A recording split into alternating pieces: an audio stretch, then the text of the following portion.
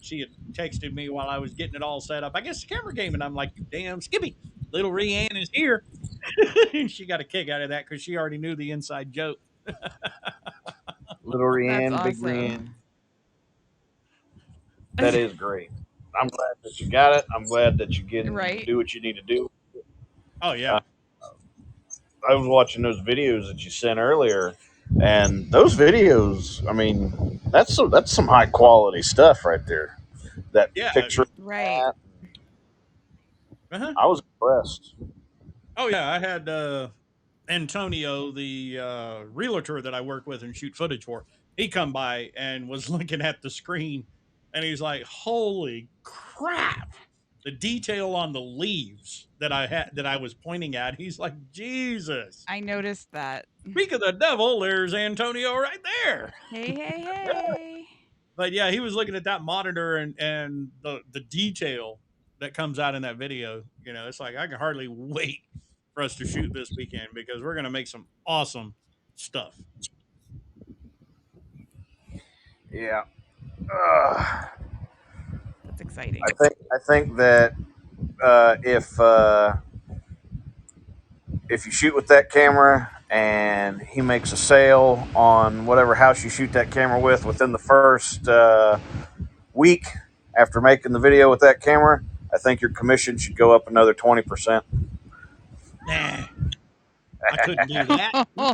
Oh, And yeah, that's this weekend, ballsy. and he just typed in '80s theme.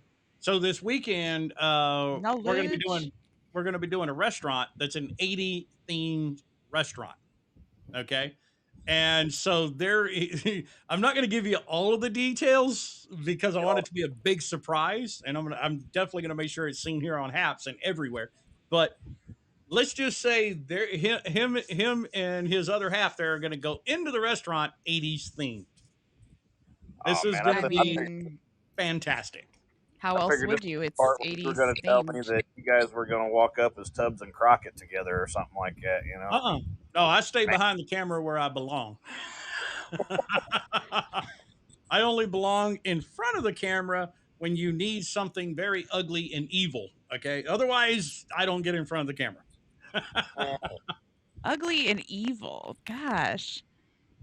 Well, yeah. I mean, Your view of yourself and your self-worth kind of blows tonight. yeah, well, really, that's the only, Throwing that out there. yeah, that's the only parts I've ever played. Way to kill the mood. I know, yeah. right? For whatever the reason, maybe it's because I'm nice in real life, but for the movies, the only parts I've ever played that I perfectly matched to, it was an evil, mean, ugly dude. But Always. that's, I mean, isn't that really technically what acting's supposed to be? You're supposed to be something that you're not. Yeah, true. Well, but with like Think the of voices and stuff that you can do and everything, I can see it. yeah. Like, Yeah. yeah. Well, That's why I think that's part of it. Yeah, I you're mean, gonna Guys, dress up there's as a, well. like, Can he please can I put in a request? oh, here we go. Some whitewashed like denim, right? And a freaking okay, that's going back to the and a 70s. freedom cut. Yeah, that's going back to the 70s. I We was going to want say, Me. business in the front and all party in the back. well, if it's going to be freedom cut, I was going to say flock of seagulls style, but Like like the labyrinth David Bowie status. yeah, Yeah, I'll wear my cargo shorts and some mud mashers and put my black hat on here. Kind of do that there country thing. I'll even I hope the carpeting in there is green because then I'm gonna walk in and go, "Oh, wee! Look at the grass on the floor inside this here fancy restaurant." This hasn't been peed on yet. Somebody give me a lawnmower. It needs to be trimmed. Woo, wee! said he was going to talk about the carpet in there. I figured he was going to say something about making sure it matched the drapes or something. You know, I know. I was totally waiting for it. Oh yes, I definitely. Oh, Yes, does Antonio not know about your radio background? I don't think he's heard me on the radio. Well, let's educate. Yes, I definitely have the radio voice. He only knows him as Lacey the videographer. What's that? He only knows you as Lacey the videographer. Yeah, pretty much, pretty much. Yeah, as the cinematographer that I am. Son of a that hurts.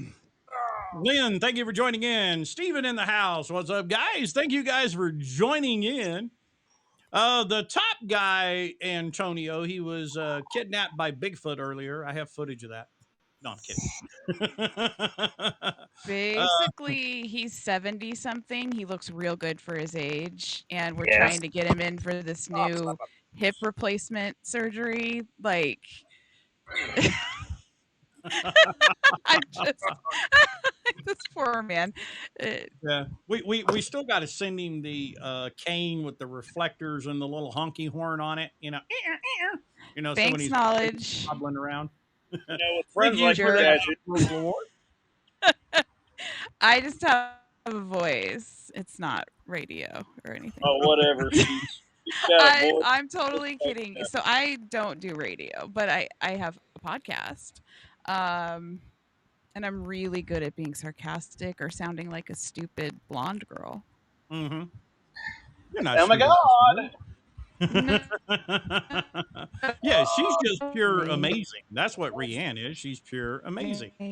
Thank you for the half local award there, Steven. We appreciate that. Stupid or not paying attention. I have not seen the Valor Village videos. I've not had a chance to see them. Steven, I will catch up with them. I promise you that. But I've not had a chance to catch up with them yet. Yeah, Antonio, one of the best things about having a radio voice is people hear me on the radio, and when I go out in public, they don't recognize me. Knowledge redeeming himself. Yes. Aw, a box of candy. I'm that funny nutty piece on the end. Rianne's the sweet and savory piece, and Laird, he's that extra big piece. I'm like Mandy in the a house. Sour Patch Kid. Right? At first I'm sour, and then I'm sweet. You're so sweet. Oh my God. But if you piss me off, fuck your face. Yeah, don't piss her off. We've seen that one. Yeah, angry me is not a fun me. No, of course not. I don't even like angry me. Oh, fucking A. And Mandy247 in the house. Thank you for joining, Mandy. Laird, did you fall over? Now I'm trying to move some His stuff camera around. just like rotated and I'm it was trying like to a move. full circle. I don't know what to make of it. I was watching that. I'm like, I thought he was doing a somersault. Or he fell. Well, my phone did. I would love it if I could do a somersault right now. Oh man. Fuck. well, I don't think you should be doing any kind of somersaults. No, not right now. We're doing good, Mandy. How have you been doing? Yep, long time no see. It's been a while for sure. So I want to, of course, I'm always gonna feature Antonio when he's hanging around. So, we definitely got to. I'm just gonna mute it, but we definitely got to show what Antonio's been out doing lately.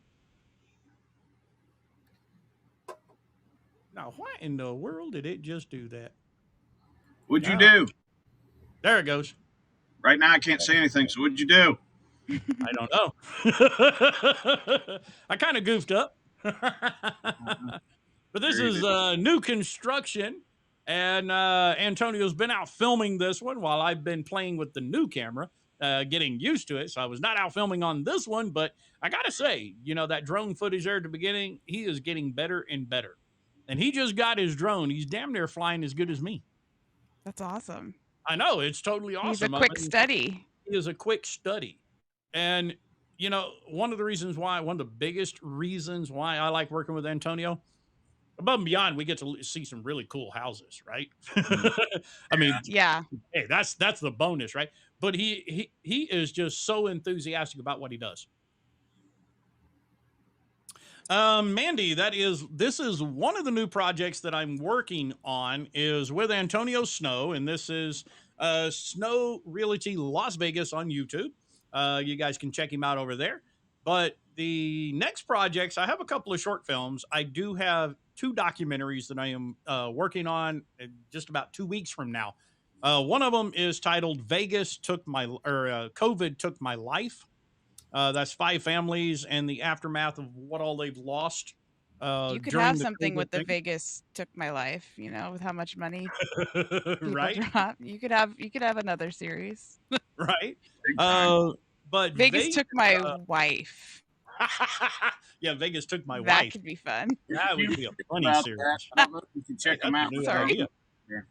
That's a new idea. In November, yeah, Vegas took my life and wife will work for sure. I love, For sure. I love that's freaking awesome. um, Oh. November 12th, I start principal photography, aka first picture, on the Bighorn sheep of Nevada. And this will be a constant off and on project throughout the entire winter from the rut of the Bighorn sheep, clashing heads to the birth of the young ones, the new kids in spring. So all of that is coming up. So Uh, there's gonna be weird goat porn. I guess you could call it weird goat porn. And, I and, mean, and the funny thing is Discovery Channel is going to leave it to me to narrate. oh my I've God, already been no! like, that might be a They bad don't idea. even know. They don't even. Yeah. You know, I already can see this going south real quick. yeah, We're gonna have to take back your contract. You can't say that. I'm pretty sure I'll send it in and they'll be like, we're gonna have to redo this. Well, don't worry, we have somebody to narrate. Here's your money, thank you. You know. And the other one I'll be doing is another one called Art in Vegas. This one is a series, 10 episodes per season, and each 30-minute episode is featuring a different, unique artist right here in Las Vegas. So that's going to be a very cool thing to do. I'm looking forward to that one as well. That one's in about 3 weeks. So it's going to be awesome. Oh, yeah, there you go. Mandy, you and Antonio hook up. Great See? guy. I love working with him. Networking, man. Networking, I love it. absolutely. We're all I know, about right? making people's lives better. That's right. Oh my God, he made it to the chair. Don't I ask just me. That's noticed. part of why all that shit hurts. The things on wheels. You could like wheel yourself over to the bed and Yeah. toss yourself in the Unfortunately, my ass is too fat to do that with the chair. Get a rope There's a door right and tie it like to the wall in your studio, and then next to the bed, and you can just like drag yourself. See, what I should do is I should find a way to hook this up to one of those hover chair things that usually take you up the stairs and just put it from the bed to here. You know, I was a Roll joke out of about bed. his hip. Actually, Antonio, he didn't have hip surgery. He threw his back out. So, of course, Again. we're teasing him about getting old. Yeah. I offered to For the fly to that Texas old. so I could be emotional support if he has to go to the ER, but purely because I want to make fun of the fact that I have to wheel his ass around. Yeah, Right? it has nothing to do with their actual love for me. You know? Right. I want to demean him and emasculate him in every way. Can you get that? Oh, wait. You can't. I'm sorry. She'd bring me instead of bringing me like an actual like a really handy one that those little grab claw things that actually work. She'd bring me one with a little shark head on it. Oh, here, this is the one I can get you. This is the one I could afford. Yeah. And if you're really good, we'll stop for ice cream on the way home. You're going to get him a bib for his ice cream that says old man drool. We can make that. I can print that. Old man drool. Or one of those really big remote controls. Oh, for yeah. television. I know which one you're talking about. I think I seen one on Cheaper Than Dirt that was like 2 foot by 3 foot or something like that. You know, something crazy. Yeah, You one put of your them whole We'll gigantic set up the ones. paw on life alert. We'll set up the life alert, but only to notify myself and Lab because you don't need help. You're just being a big baby. it. Oh, what the Make hell your own ever. damn sandwich.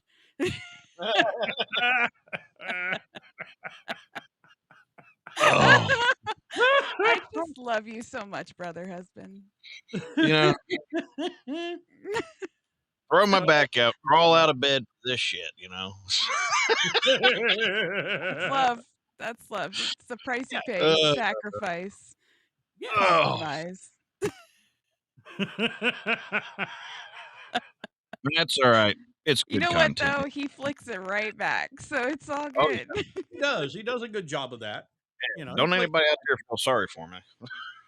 No, don't. He does not need it. I'm only partially crippled. you know, if it happens to me, I'll say that I won't put you on mute. This I'll let you get your payback. and this motherfucker said he was in the Marines. Psh.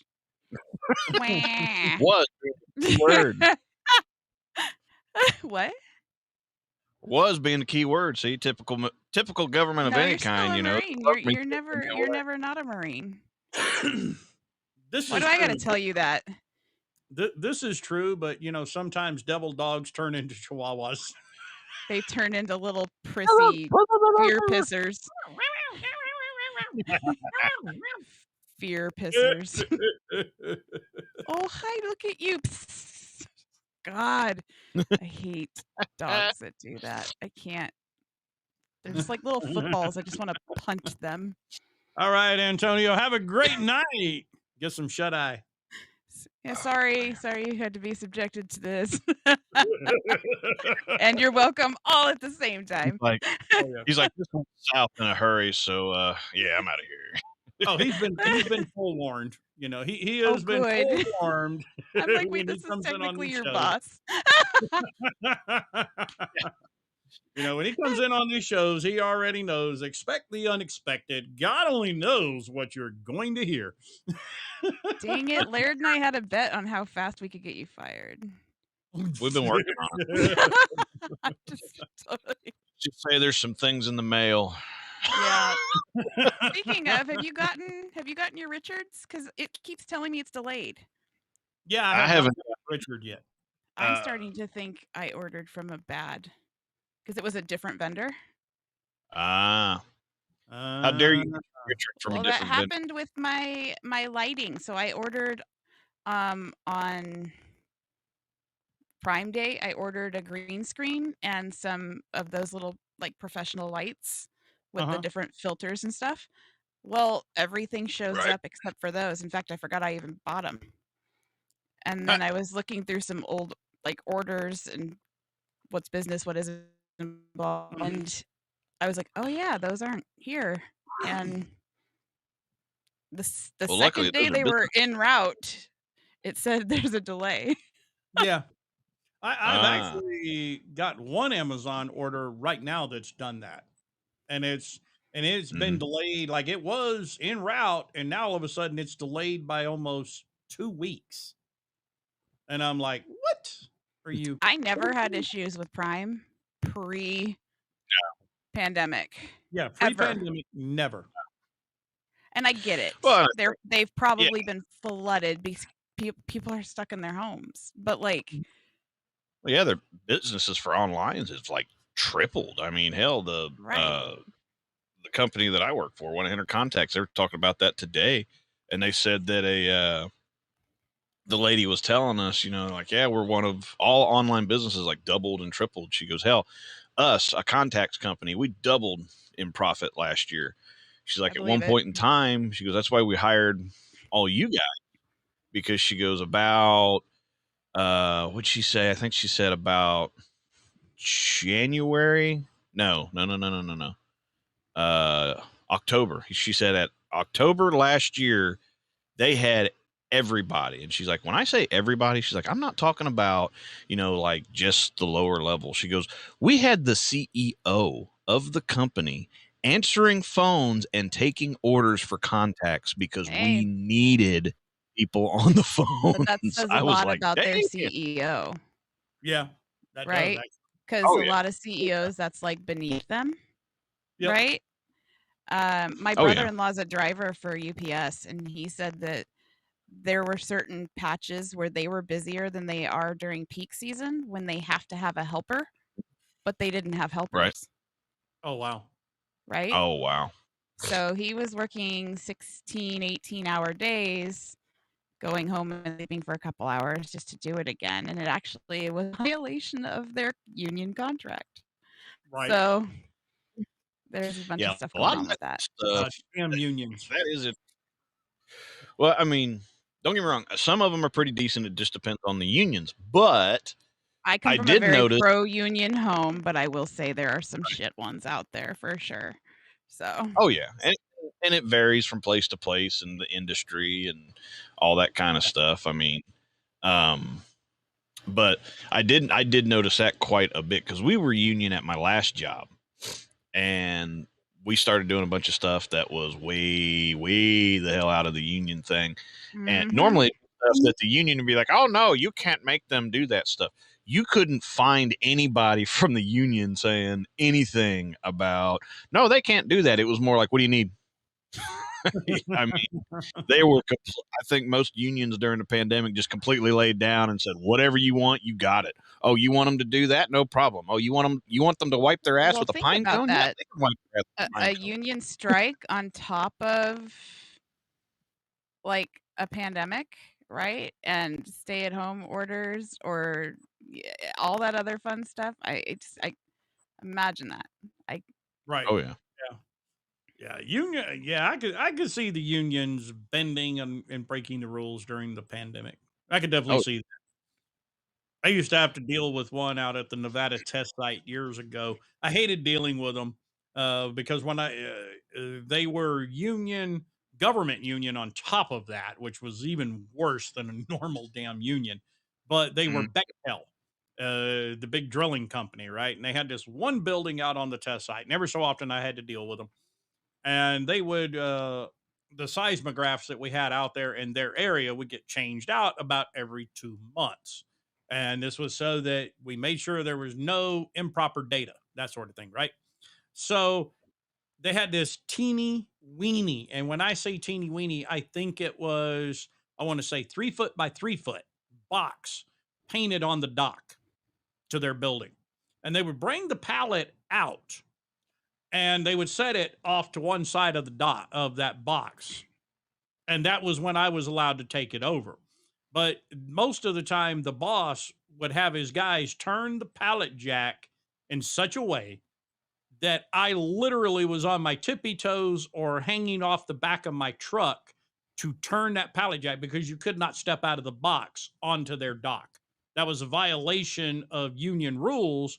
And me being Department of Energy and USGS would have incurred a $10,000 fine, which wow. guaranteed lost my job. Oh yeah, So, yeah. that's Oh yeah. crazy. yeah, I hated dealing with unions in a lot of respects. Mm, So unions are good if you're like innocent of what it is that they're trying to throw your way, right? They will protect you Right. if if it's deserved. But then on the flip side of it, like when I say pro union home, it's my stepfather. He wouldn't step foot into a Walmart for years because they were non-union, right? Mhm. That's how bad it was. That was the Uh, employee's choice.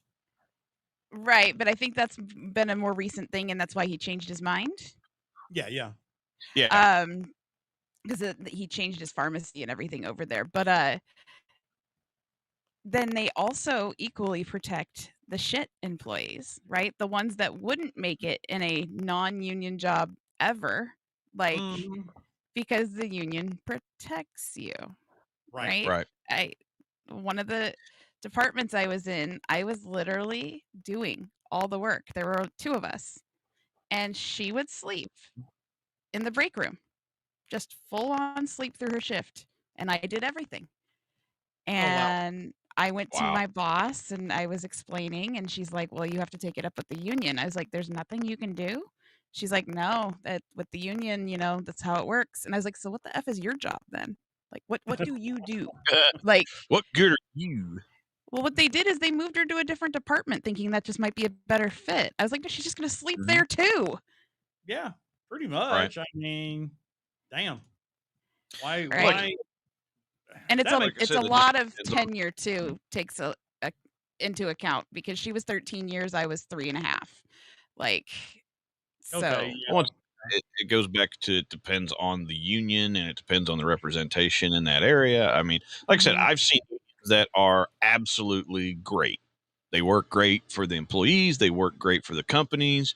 I've seen unions where they don't protect the shit employees because they have such a great relationship with the company that if they have a shit employee come along, the union will actually kind of help push that shit employee out because they don't. I mean, they want to maintain that great relationship they have with that company. And Right. on the flip side, like you said, have seen unions where they protect every little person, regardless on if they're a good employee or not, whether they follow every rule, everything or not. I mean, and it just depends. I mean, hell, my dad, since we're talking about unions, good things and bad things that they've done, like, and I won't say the name of this union because it's a very prominent national union, but as a national union, it's fine. It's a good union on the national level, but But on the local their level, local, yeah, their local was stupid. I don't even want to say horrible. They were just plain old fashioned stupid.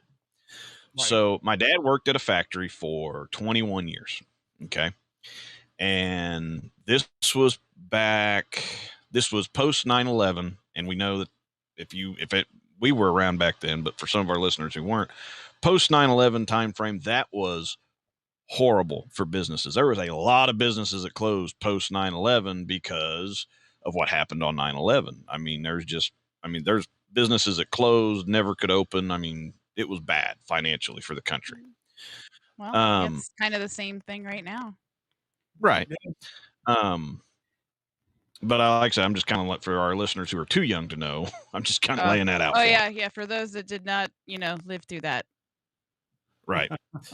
Um, but anyways, I didn't even so think of that. we, so the company comes to the union. They were in the middle of their contract negotiations for their next contract, and normally everybody would get a raise come around the next contract, right? So the company comes to the union and they said, "Look, here's the deal. We took a massive, massive hit in our manufacturing industry after 9/11. We could not, uh, we could not do what we normally could do for you guys. We have no problem bringing in and renewing the old contract, but we can't give you guys a pay raise." Okay. See what I Uh, told you? right. But we, 1 minute there. Res 198 is what was 9/11. Hang on a minute. We'll get to that, Res. Sorry about that. I told you. See, I told you guys. So, um, I, so anyways, I know now. See, see, no, it's not that. I mean, like, I get if it's a legit question, but I could also picture Justin sitting downstairs on his laptop, Mhm. like fucking Being a with duck. us. You know what I mean? Like just being himself. That is a Like, possibility.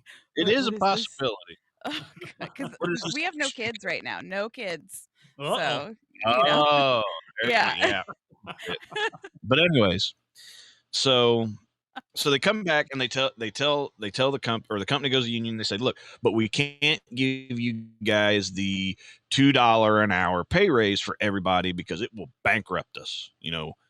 We won't. We just don't have it."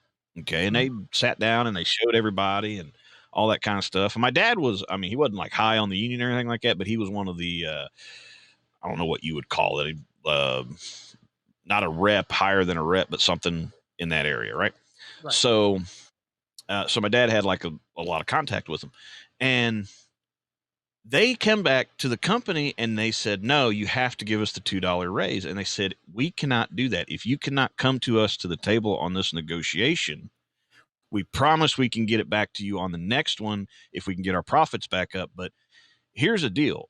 You can either take the contract, the old contract, and everybody keeps a job, okay, because we can afford that. Or you can fight for the demands that you have right now, and we will have to close the factory. Nobody will have a job. Whoa. The union would not bend. So what did they do? The company had to close the factory because they could not afford the contract. So the company closed that factory, let everybody go. That building to this day, at the time that this is back in the early 2000s, obviously. So at the time, that building was the largest building in the world that did not have interior walls. So it's just a huge shell of a building. Okay. Okay. So any company can comes in, sets up their floor plan any way they want. Okay.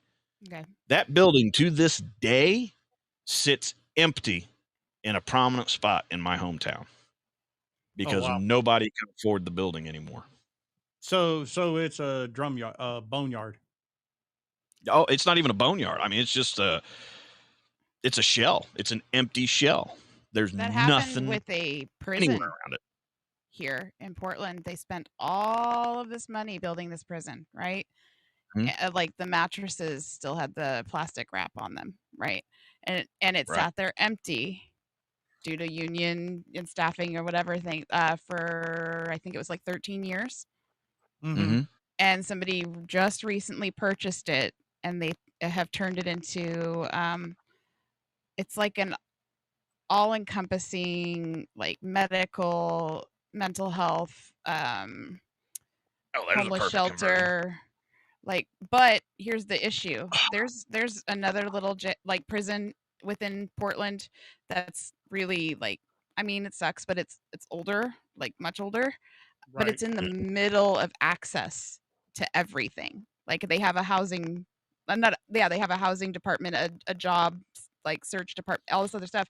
But this empty one is in the middle of like the ports area. Like the buses stop running 3/4 of a mile away from this place. So now what they've done is they've brought the homeless population into where all the ships unload. Like, right? So all of the businesses down there, I mean, it's, yeah. They should have just moved the inmates from the one in Portland that's been open for a while to the brand new, much nicer, more shiny facility, and then made the other one. Right. You know? Yeah. Oh yeah. But that would have required forethought. You can't do that. Yeah, I mean, Well, it's Portland. especially when you're talking. Yeah, that and you're talking politics involved, it doesn't matter what side it is. I mean, you cannot have forethought. You can't look at it and go, "Hey, Wait, that would this make makes things so much simpler. Huh. this makes absolute sense. We need to do it." No, you can't do that. Why? Because you're the government. You can't do that shit. You cannot make sense. It's not allowed to happen. I get it. Oh, Trust me. Oh, and for the individual out there off of Twitch asking us about what 9/11 was, we call it 9/11, but it is September 11th, 2001. I'm sure we'll say let's say that 98 is your birth year. I'm sure you read about it in a history book. For us, it was real life.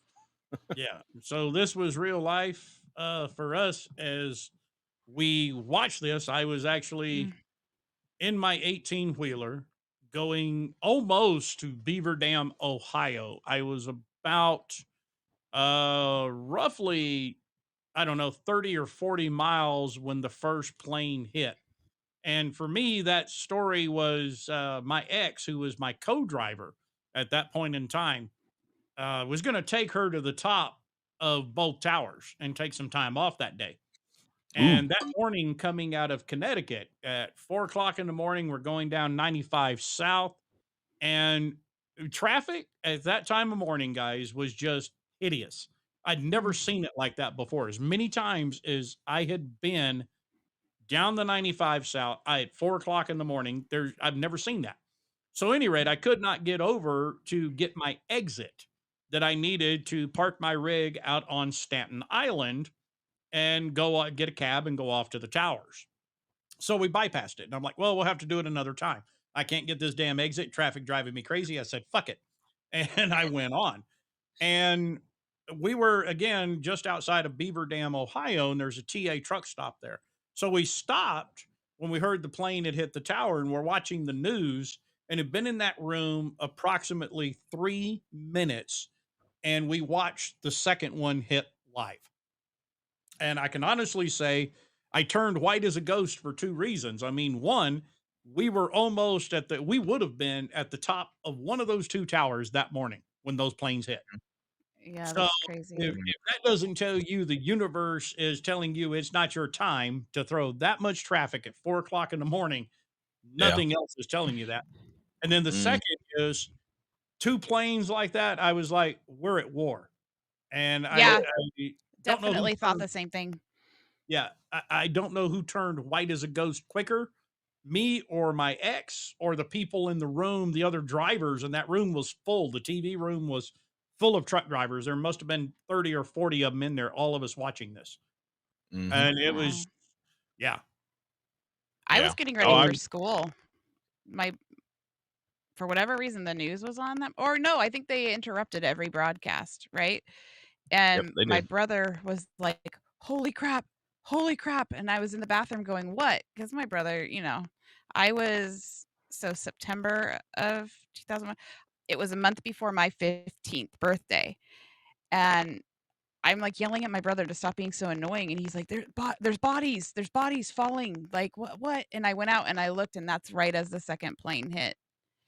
And I just started sobbing. Like, I just felt this overwhelming rush of emotion. Like, yeah, and that's all they wanted to watch in school. And I just, as an Mhm. empath, that was very, very destructive for me, Oh yeah. mentally. Oh yeah. I can imagine. yeah, Yeah. See, mine.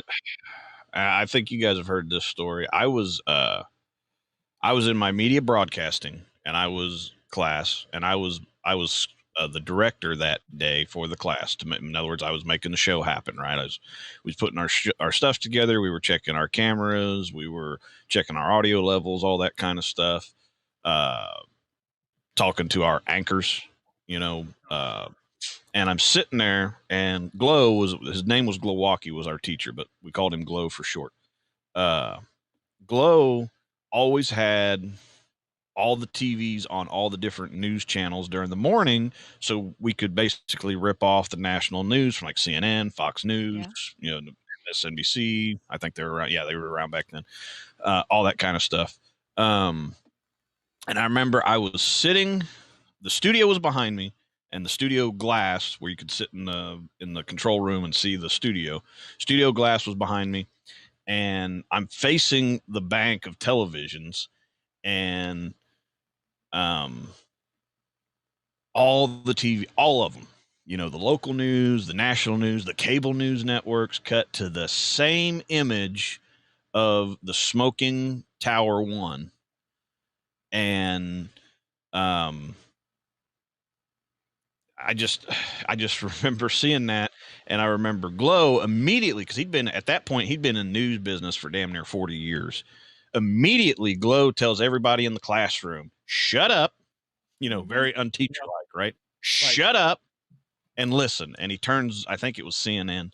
He turned one of the TVs all the way up, turned all the other ones down so we could hear one report, but they were all using the same video feed, so it didn't matter. right. Right. And we're sitting there, and I had just signed up to go into the Marine Corps a month before, after my graduation. So I'd Mhm. already signed the contract and everything. I was just waiting to graduate, and then I was going, right? Right. So I could feel the eyes on me, because people were kind of like, hey, this is a big deal. And I remember right before the second plane hit, Glow says, he goes, "Whatever this is," because at that time they were still speculating whether or not it was just this horrible accident or something like that, and they were starting to show the replays of the first building being struck. And we're sitting there and they're showing one of the replays. And I remember, and this was minutes before the second plane hit, Glow sits there and he says, "That was not an accident. That was deliberate. Something's going on." Right. And he starts to go into explaining why he thought it was deliberate, because he was talking about, well, looking at the angle of the plane, looking at how it hit, that was not an accident. There was no, like jerking or anything like that where you could see they were trying to miss the building. He's like, they hit that building on purpose. And then as soon as he got done with that, boom, second plane hit. And we were like, and then that's when Glow said, yep. He goes, we're going to see something here before long. It's going to talk about it being an attack of some kind. He goes, the question is who? Well, and in all that time, they were trying to figure out what was going on. They've discovered that there was a couple other planes that they needed to keep an eye on, other situations. But I mean, that was very strategically planned. Yeah. Which brings us to Pennsylvania. And I can tell you, this is so still being in the TV room at Beaver Dam, Ohio, when the news feed cuts over to Pennsylvania. And news crews were already on the scene. It had happened, I guess, probably 10 minutes earlier. I've been standing in this TV room probably a good hour and a half. Like, I'm not moving my truck. My eyes are on this TV. There was a little old man in a pair of overalls and a white button down shirt standing in the middle of a field. And the camera, he's talking to the camera guy, and the camera pans up. And this is the one and only time I saw the footage. You can't find it. I've never found it since, y'all. But this is no joke. And for anybody who's listening who watched that day, you know what I'm saying is true. There was white smoke going. I'm going to pull my finger down so everybody can see. There was white smoke going through the air and it curved. And then there was a bigger white cloud that was really fading out. And the old man was sitting there telling you that he saw the airplane. He heard a high screech jet. And this guy was former military. He knows what it sounds like. He saw the missile leave the plane and he saw it hit the jetliner. That footage only aired live that day and was never repeated, ever. I still want to know more about that. And I stood there and watched it on TV, and I was like, my first instinct was that one was headed for somewhere, and our military took it out. I understand, it's bad for the people on the plane, but I understand why they did it. And then when you didn't hear anything more about it, I was like, whoa, cover up. Yeah, but Now, stuff why is like the that government? happens every day. Like, how do you explain the people that have pictures of, like, what was it? Several blocks away, not several blocks, I'm sorry, wasn't it like 3/4 of a mile out from the school? Which was the school that had the shootings, the first series of them? You talking about Columbine, or you talking about? No, not Columbine. That's prior years. I'm talking about the elementary age students that. Sandy Hook. Yes. So Sandy Hook, yeah. there's people with pictures that say that, like, unmarked police or whatever had barricaded off a perimeter. Like, people could not go in. There was a no fly over order, like, everything according to people. They've actually even compared pictures of some of the parents to other victims in different situations, right? And they say they look like the same person. So there's that conspiracy theory that they're paid actors, right? Right. It's crazy because there's just enough of a resemblance to make you question it, but then you're like, oh, am I falling down a rabbit hole? Like. Oh yeah. And see, sometimes rabbit holes are fun. Yeah, but I mean, think about it. Very fun. And they started. I mean, I love rabbits. Let's take away fire. Let's take away firearms. That was one of the first waves. Yeah. Oh yeah. Oh Uh, yeah. and I love the rabbit holes. Now, rabbit holes, I mean, we go all the way back to my favorite rabbit hole of them all, which was JFK and Australia. Have You you been know, reading the rumors I have Is it not gotten books? into the rumors currently? yet. I've not I will gotten have into to them yet. send you some stuff. Yes, send me some stuff. My favorite was the favorite. Well, actually, I have several parts. One, almost 20 years ago, as a student film project, y'all, I gotten a hold of the original 8 millimeter footage, the original black and white from Dallas, and I put it into the night. This is my first time really getting into heavy computer editing. We're no longer dealing with film. This is going digital, right? So I'm like, I'm going to solve this mystery. So I get to zooming in and going frame by frame by frame. I posted this thing out there to YouTube and places like that years later after I'd done it. I'm like, I don't think anybody will mind. I mean, hell, we all know it was a big conspiracy. So I popped it out on YouTube, I think in 2010 or 2011 is when I finally posted, right? Okay. Mhm. So it's zoomed in, the passenger in the limo, in the front of the limo, right? Mhm. I'm zoomed way the hell in. You can see the right hand. The guy looks back first. That was after shot number one, Mhm. Lee Harvey's supposed shot. He looks Right. at the driver and then he turns around. And as he turns around, his hand comes over his shoulder. And you Mhm. zoom in on his hand. And in one frame, you see a little black tip. That's all you can see. We go one more frame. There's this little puff of smoke. One more frame. Now the smoke trail is bigger. And JFK receives the hit to the front of the head. And the back of the head is being blown out Mhm. clear in frame. And then the next frame, 2 frames after that, the way 8 millimeter ran, the smoke trail is gone and the guy is retracting his hand. It's Right. coming back to the front. I had gotten that thing got pulled off YouTube, and I literally had a warning, do not repost. Mhm. I was told, do not repost that footage. Right. So years later, I'm getting more into it. But my favorite was the day before it actually happened. Australia had it in their newspapers that he was dead, shot dead in the Mhm. head, right? And then the next things that always intrigued me is his casket left America with silver handles or gold handles rather. And when they transported down to Hawaii, and then when it got back on the plane in Hawaii, it has silver handles. And that just odd. That wasn't even the same casket.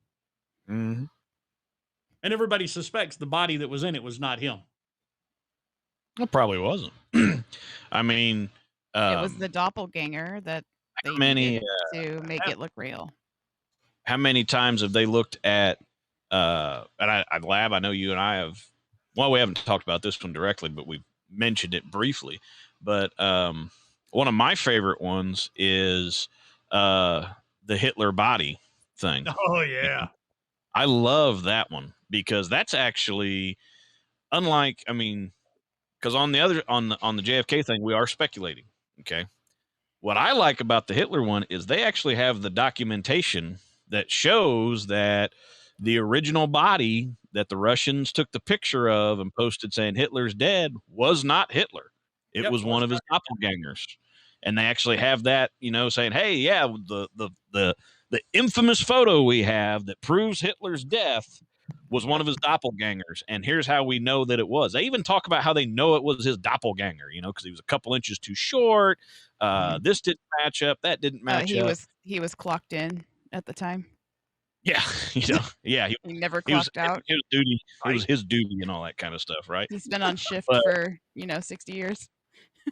but Well, it was and well known that Hitler had several stand-ins. Yeah, and on oh yeah, purpose. Very I well known. mean, imagine all the death threats he got. Yeah. oh yeah.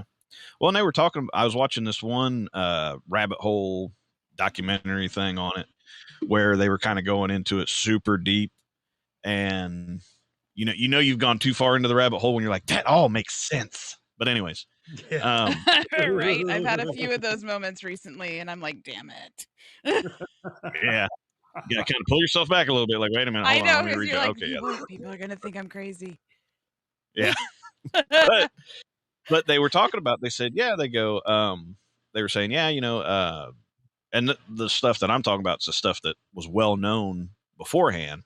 They were talking about, oh yeah, well, it was common knowledge that Hitler and Eva Braun were basically living in the bunker for the last 2 or 3 months that the war was going on. They never left the bunker, all that kind of stuff.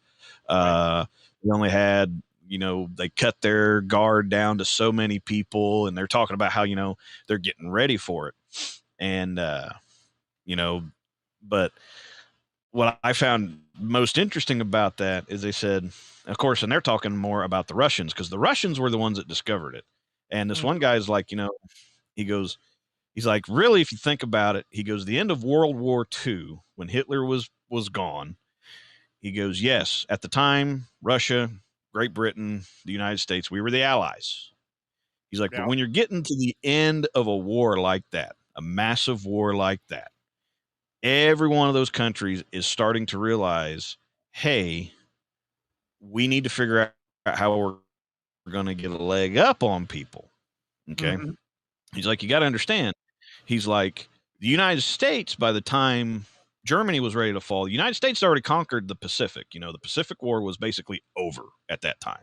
Japan had been beaten, so the United States already had a claim on the Pacific and Japan and everything over there. So when it came to Germany, he said, I'm pretty sure, he's like, now, of course, I'm speaking just out of speculation. He said, but I'm pretty sure that there was definitely people in Russia that were thinking, hey, we cannot let, because Americans were closing in at the same time. Okay. They're like, hey, we cannot let the Americans get control and find all this information before we do, because then that puts them at a disadvantage. Mm-hmm. He's like, so that there had to be this pressure on those senior officers that were in that area to, hey, find all this information, find this, find that, do this, capture scientists and shit like that. I mean, that shit was going on. Right. But he said, what I always found interesting, he goes, is up until recently, he goes, you couldn't get access to any of those records.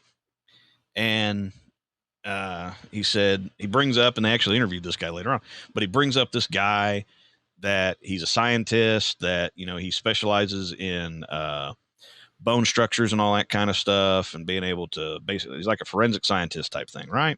Okay. So they bring this guy on, and they actually show, and that's what I liked about this show, they actually showed him, he's got the agreement with the Russian government. He's going to be allowed to go into the archives, and they're going to let him examine the skull that was allegedly Hitler's skull, with the bullet holes and all this kind of stuff in it. And he was given this unprecedented access, right? Right. So, he's showing the paperwork on camera saying, oh, yep, look at this, da da da da da. They got the translator there, translator saying all this other stuff, blah, blah, blah, blah. So, they go to Russia, they get there to the archives, and they're kind of like, oh, yeah, well, we know we promised you unprecedented access, but we're only going to give you an hour. You have an hour to do everything that you're going to do. And he's just kind of like, of course, he's pissed off about it. He's like, they show him on camera. He's arguing with him. He's like, I'm allowed to have this for at least 2 days. That's what it says on the thing, 48 hours, et cetera, et cetera. I get 2 days to be able to do everything. I can't do everything in an hour. Well, best we can do is an hour, Right. So, of course, they show him going in, and he's got the Hitler skull and all that kind of stuff. And, of course, he's pissed off, and he's just kind of like, hey, I got to do this test, and this test. That's not enough time to even set up for some of the tests, No. Oh, yeah. That's the thing. So he set up for like 3 of the quickest tests that he can do that are basically like swabs, pictures, stuff like that, He gets what he can from what he can. He takes it back to his lab, which also kind of pisses him off because like this shit could get contaminated, da-da-da-da-da. Takes it back to his lab, does his analysis. He's like, well, basically, I can't give you anything conclusive saying it is or it isn't. He's like, but there are some anomalies here. He goes, first of all, the skull is too small. He goes, the skull, based off of what I can give you off of what I had, it's too small to be his. He goes, the other thing is based off of what I can get. If I had more time, I could tell you otherwise. He goes, it appears that it's actually the skull of a female. He goes, so I'm starting to think that it was Hitler. Yeah, he was Hitler.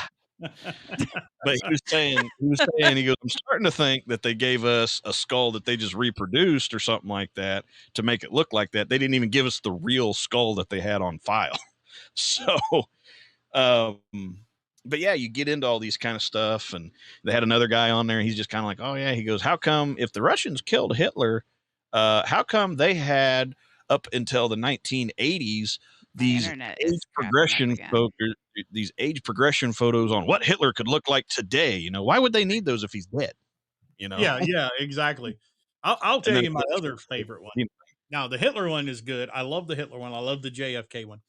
The other Mhm. one that I absolutely is number one on my list, and it's because I've had my incident with it, but damn it, now she fades out at the good part. Now we got to wait on her to come back. Come on, Rianne. I'm crippled and I'm still here.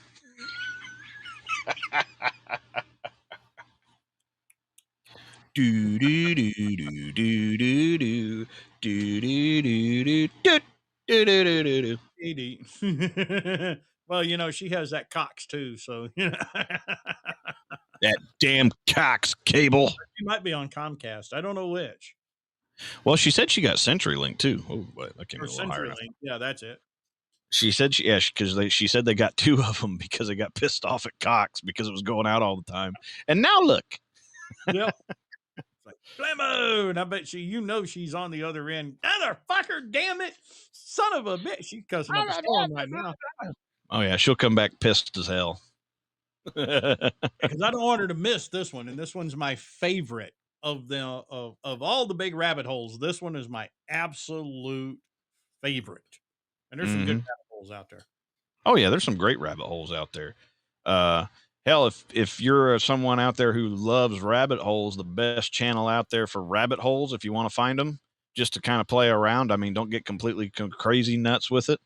But some of the best rabbit holes out there that you can find is on the channel Gaia. Oh my God, you will find a million rabbit holes on that damn place. Was it because You will I find am, a million. I am Huh? I got We are, booted. yeah. What? we noticed something Was happened. it my stupid joke? I said Hitler and my screen went black. Shit. No, he was getting ready to tell us about his other favorite rabbit hole that he likes to go down. This and is my number. then you timed out, so he was kind of like, "Oh, I gotta wait because I'm not telling this one unless she hears it." Yeah, Okay. yeah. So my favorite rabbit hole is Osama bin Laden. Okay, and I'm going to tell you why. In 1976, I with my dad at Fort Bliss, El Paso, Texas, going into his place of work. Now, my dad liked to take me in there quite often into his office, mostly because he was a warrant officer. And he was also at this time chief warrant officer rank 2. Now, the cool thing about a warrant officer in the Army is he didn't have to wear a damn uniform. He could come in a suit, or he could walk in sergeant stripes, lieutenant bars, whatever the freaking hell he felt that day. He's also very unique as he was not a helicopter pilot. And at that time in history, I believe he was only one of 2 warrant officers that were not pilots. He was a missile specialist to the point where he is the reason the Roland missile system was developed. Okay, so we're going through there, and he's playing the joke. That day, he just happened to be in fatigues with with master sergeant stripes on his arm. So the guys in his office, they always tried to listen for him and try to figure out: do they stand up? Do they salute? Do they stand at attention? What the hell do they do? Because they don't know what he's wearing. And as his hallway, I bet that would be confusing. How do It we was address always this person? he loved to fuck, right? And then, of course, you know, he's the chief, so, you know, he's got his kid. But the hallway that we went down was straight, and then it dipped to the left, and then it went straight again. So as we go around the corner on this dip to the left, I run smack dab into this long white robe, and I look up, and there's this long beard with his famous little white stripe, right? And my dad tells me, son, put out your hand. I want you to meet Mr. Osama bin Laden. So I literally, in 1976, shook the man's hand. Okay. Now we're going Back to, then, he was friendlies with him. Yeah, back then we were allies. In fact, my dad's Mhm. responsibility was teaching the Taliban how to shoot down aircraft with the Vulcan gun system. How to shoot down Mhm. because at that time Russia was still trying to take over and invade Afghanistan. So we were Mhm. very much allies with their happy asses, right? Yeah, we Okay. trained them on how to fight us. Yeah, we well, in a sense we Here, just did, in but case we ever go to war. Here's a few things you should know. yeah. So Technically, locally we here, trained them to beat the Russians. It just backfired. yeah, it Yeah. backfired. Well, that's another story in itself, and I know the backfire story behind that one too.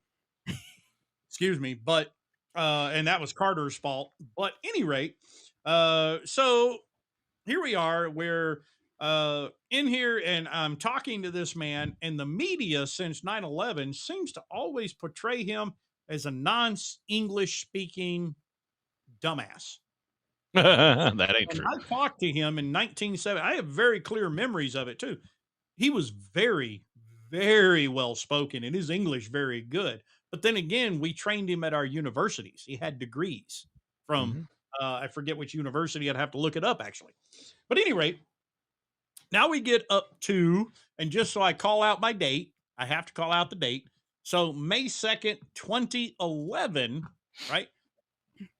The SEAL team supposedly kills Osama bin Laden. Yeah, And they show his 24 body, right? right. Now they show the body I and remember 24 I remember the hours, whole spectacle. yes, the whole spectrum. Mhm. And 24 hours later, they gave him a Muslim burial at sea with Barack Hussein Obama making the biggest mistake of his damn presidency by saying, "We confirmed the body with a DNA test." And Can't I do that. know exactly. I Yeah. went off. I am not a geneticist, but I know from the internet, geneticists around the world went off, excuse me, it takes a minimum of 3 days to do, and this is rushing to do a DNA test. A proper Mhm. takes at least 7 days. And with technology back then though too, it was different. Yeah. It was different, right? So he changes his story a day and a half later to the press, and oh well, we were able to match DNA to his sister. That still didn't change the fact of which word were you not listening to there, Mr. Obama, because it takes 3 days and you didn't know. You, Mhm. you announced it 24 hours later. Then he finally changed it a third time to, well, the sister identified him. She identified the body. Okay. Now, America pretty much let it go. But here's my favorite rabbit hole of them all. I've never once believed he was dead, and I'll tell you why. Here it is. Now Osama bin Laden killed May 2nd, 2011, right? Funny Mhm. Mhm. thing is, President Obama, for the first and only time, goes to Fort Bliss, Texas on September 1st of 2010, just a few months prior. Mhm. First and only time he went to Fort Bliss, Texas, right? Mhm. Now, I know from 1976 that Osama bin Laden and his Taliban crew had their own private barracks way at the back of the damn base. Mhm. You cannot tell me that sucker is not still sitting there. I mean, after all, the United States invested so damn much money into his college education and so on and so forth. Why would we kill him? Yep. Made no Because a freaking lot of people don't even the flip side to all that is people don't even think about they just think about Osama bin Laden. They don't think about the family bin Laden. no. If you look Right. at the He's got sons, family, nephews, all that no, other fun stuff. I'm talking about the Oh, the family history with the before him. family. Yeah, the Yeah. family before them. I mean, Yeah. they're a prominent family in Saudi Arabia. Period. Always have been, always will be, even with him doing what he did. But they were a prominent family in uh, Saudi Arabia for decades. They had worked with, done all kinds of stuff with the United States prior to 9/11. Okay. Mm-hmm. So, I mean, it wasn't uncommon for a bin Laden to get what they wanted out of the United States government because there was a shitload of money, both government money and bin Laden money, going between the two of them. I Oh, mean, a absolutely. shitload. Mm-hmm. So, I mean, I My always kind of my thought it was. grandmother told me a little bit about the Bin Laden family. She actually had dinner with whatever the relation was Mhm. in Saudi Arabia.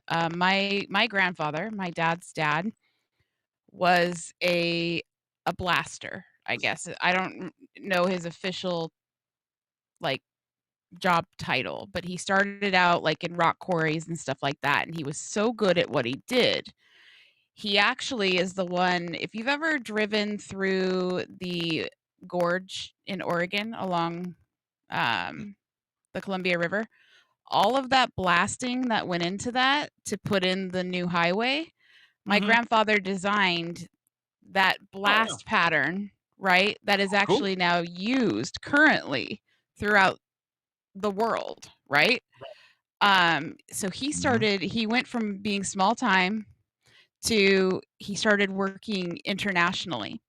And my grandmother decided to go with him on one of his trips, and unfortunately, it was Saudi Arabia. Uh, Terrible place for her to be as a woman. Let me tell you, the stories Oh she god. told me were terrifying. 10 paces behind your husband at all times. You can't be in public with another man at all. Like, Mhm. they handed her a stone to throw at a public stoning because everybody has to participate, Yes. Yep. even the Mhm. visiting Americans. Yes. Yep. Um, and something about the Bin Laden family, they contracted with the U.S. government to come over and do some blasting, and that was my grandfather. Mm-hmm. And she said that they were untrustworthy. She just got this weird "I Mhm. shouldn't trust you" vibe.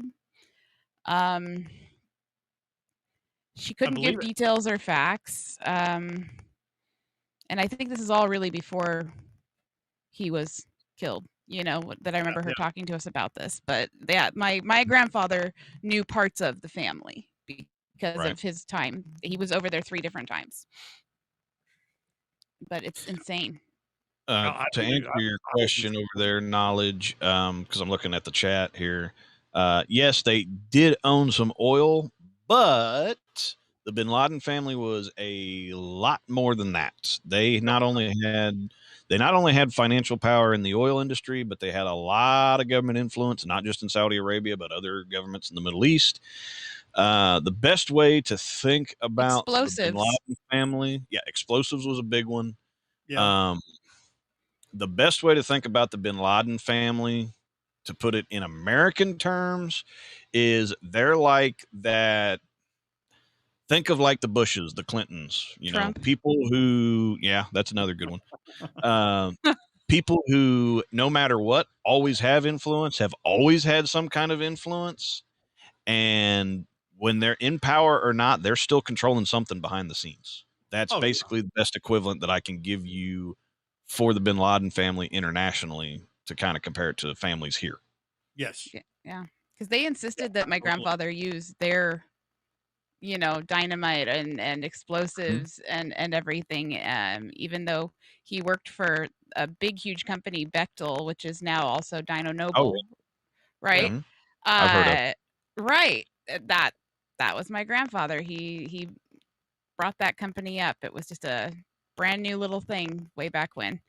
Right. Um, but yeah, I remember them telling us like they provided most everything, and Mm-hmm. you didn't argue.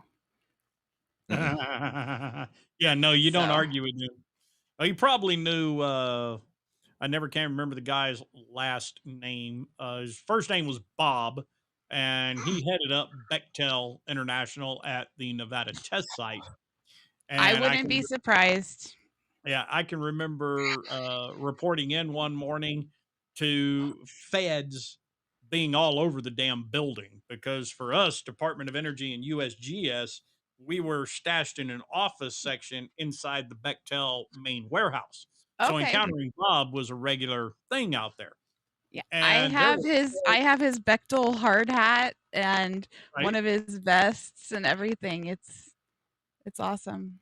Yeah, and funny you should say, the ties with technically with Bechtel and Saudi Arabia and the Osama bin Laden family, because Bob, there were feds all over the damn place, and they were taking him to. I guess it had been done in secret, but he was going in for sentencing, and he was being sentenced because he decided to sell a boring machine, a government boring machine, no less, for the Yucca Mountain Project to people in Saudi Arabia, along with, dig this, and this is illegal as hell, 5,000, 5,000, mind you, used U.S. military uniforms, complete with names, patches, ranks, the whole damn 9 yards. Do you? Yes. Mm-hmm. Fake news. No, I'm just kidding. Yeah, I wish it was fake. Hell, I I'm was there that morning and I couldn't because I, they were talking to him inside my office area. I couldn't get in and do my job for almost 2 damn hours. So I was a Mhm. little pissed off over the whole damn situation. But so I knew all about it. I watched it. And then after that day, we never saw him again. That was the end of Huh. him. Needless to say, the uniforms did not go out and the boring machine did not make it there either. Yeah, that don't surprise me. But he attempted it. Mm-hmm. Yeah, very they interesting. probably never found his body. Yeah, He's out there with Hoffa somewhere. he's probably Hoffa He's they hanging. found. When did they find Hoffa? He's I didn't out see in the, that in the news. Oh, you out in didn't? the desert somewhere. No, believe this or not. So this was a little while back that I actually read the whole story on the thing. Um, the so young boy, his dad, down in New Jersey. Yeah, New Jersey landfill of all damn things. Okay. Really? It To- wasn't even in the desert? Like, Toxic waste, all this other shit. Remembers the truck that came in with a body folded in half in a 55-gallon drum. Ah, He remembers that his dad and the guys that he was talking to called the guy Jimmy. He also remembers that his dad did not use the main part of the landfill. In fact, he went to the back corner close to the house to do the burying. And he digs a 12-foot deep hole, puts a whole bunch of 55-gallon drums in there, including Jimmy's drum. Covers it all up.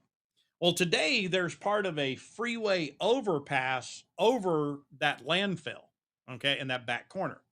Well, many years later, the EPA comes out there and, this is a hazardous site and they test the whole damn site except for this unused back corner. They had no reason to test, there was nothing there.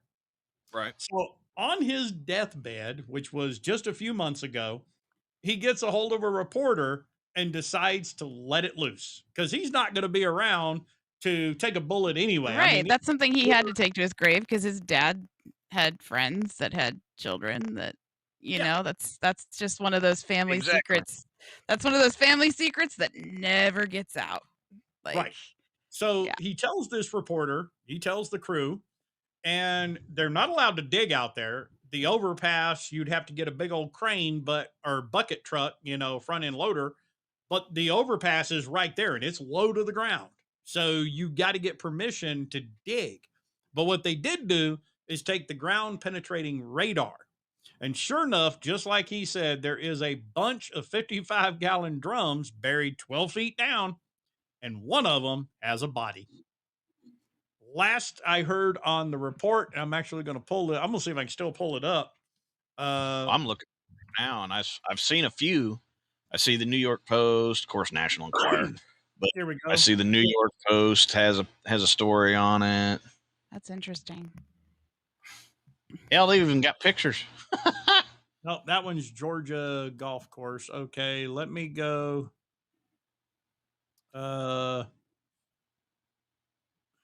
Shit. Hoffa found. Damn it. Helps if I type right.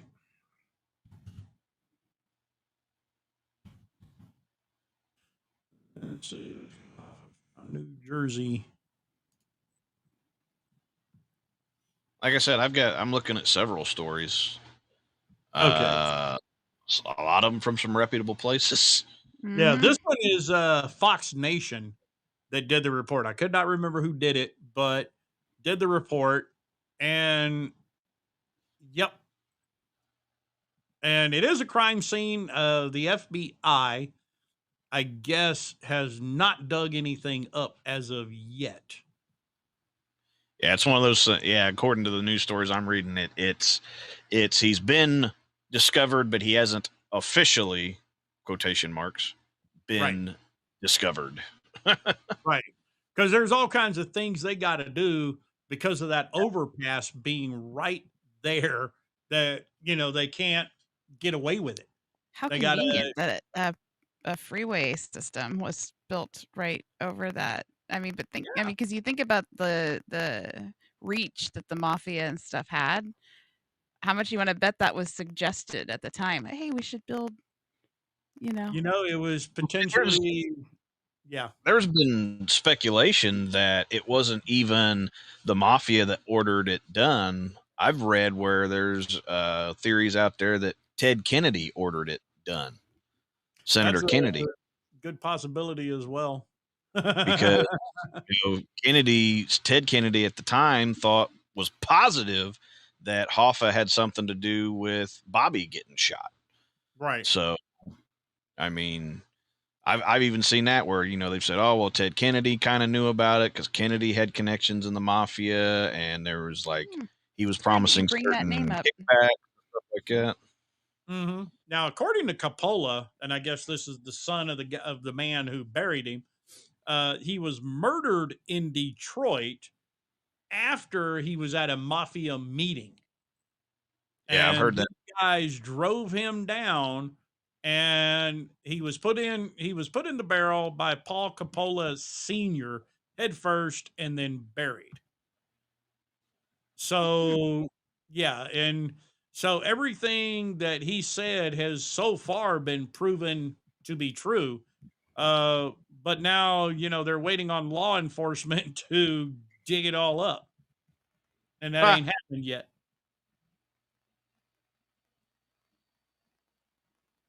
So Crazy. it's going to be interesting. oh yeah. That's funny that the Kennedy name was just brought up because I sent a link over to Lab. Uh-huh. Now I don't know. I have tried to listen to this audio clip over and over and over and over. I didn't even think of this until tonight. You're the one that could probably tear that thing apart and hear what's going on behind the one woman's voice. Yeah, in fact, I will But actually, after the show tonight, plug in that audio. Well, I'll pull it in through the computer here, but I'll put it into my audio editor and tear it apart. so what it is, Laird, people are losing their minds over this and, argument for, against, whatever. But the Right. rumors are Kennedy Jr. is still alive, and it was announced over the the broadcasting system outside of the White House that it was an all clear for Trump and Kennedy to leave. Like, That'd be something, wouldn't it? well, Okay. and who knows, right? But Mr. Spirit Fingers has been tweeting a lot lately about, or not tweeting, but whatever he can do about big announcements coming soon. How much you want to bet if some would happen that would be something. Yeah. Well, let's see I if can we see can pull the audio here. We'll just play it raw for the moment. Holy shiznit. Trump and Kennedy. I heard it plain and clear. So I heard it better on yours than I did on my cell phone. Yeah, I heard it pretty clear. But they're saying that he might make his comeback as vice president if somebody gets reinstated. Could be. Holy shiznit. Okay, yeah, I could not hear it on my cell phone at all. I was like, "Mother, tell this bitch to stop talking!" Like, Yeah, I can hear that one plain as day. Yeah, that's running through the big system here. Yeah, that's plain as day. and I tried to fact check it because of where it came from, and it popped up on many things. So Now, I will say this. It may, and this is just me playing devil's advocate. no, It that's may okay. not I'm okay with be, that. it may not be John Kennedy Jr. That's As far as like the whole, because of, obviously most people think that he's dead, and I do as well. But the thing is, though, is the name. Think about the Trumps. Yes, obviously prominent name, New York, all that kind of stuff, right? Sure. But right. when people think of the name Kennedy, what party is that name associated with? Hmm. I mean, it's associated with the Democratic Party. Every Kennedy, except for the one that's, and he's not even a member of the family. Just for clear, it's a different type of Kennedy. Right. But Yeah, it's like there is a Smiths. Republican. Yeah, there is a Republican Kennedy, but not that Kennedy, not that family. Not Okay, that family. same name, different family. But it could be that, because I've seen that there have been some of the other relatives that have connections to Trump. It could be one of those Kennedys could also be trying to use that family influence to maybe come back into the Republican Party just to throw shit off for the Democratic Party, because that would be a major announcement to say, hey, by the way, I'm going to run in 2024 and my vice presidential candidate will be blah, blah, blah, blah. Kennedy, son, daughter, grandson, niece, nephew of John Kennedy and Ted Kennedy. And Mhm. the list could go on. And I've thought of that as an option too. And when I was doing like trying to do fact checking and everything,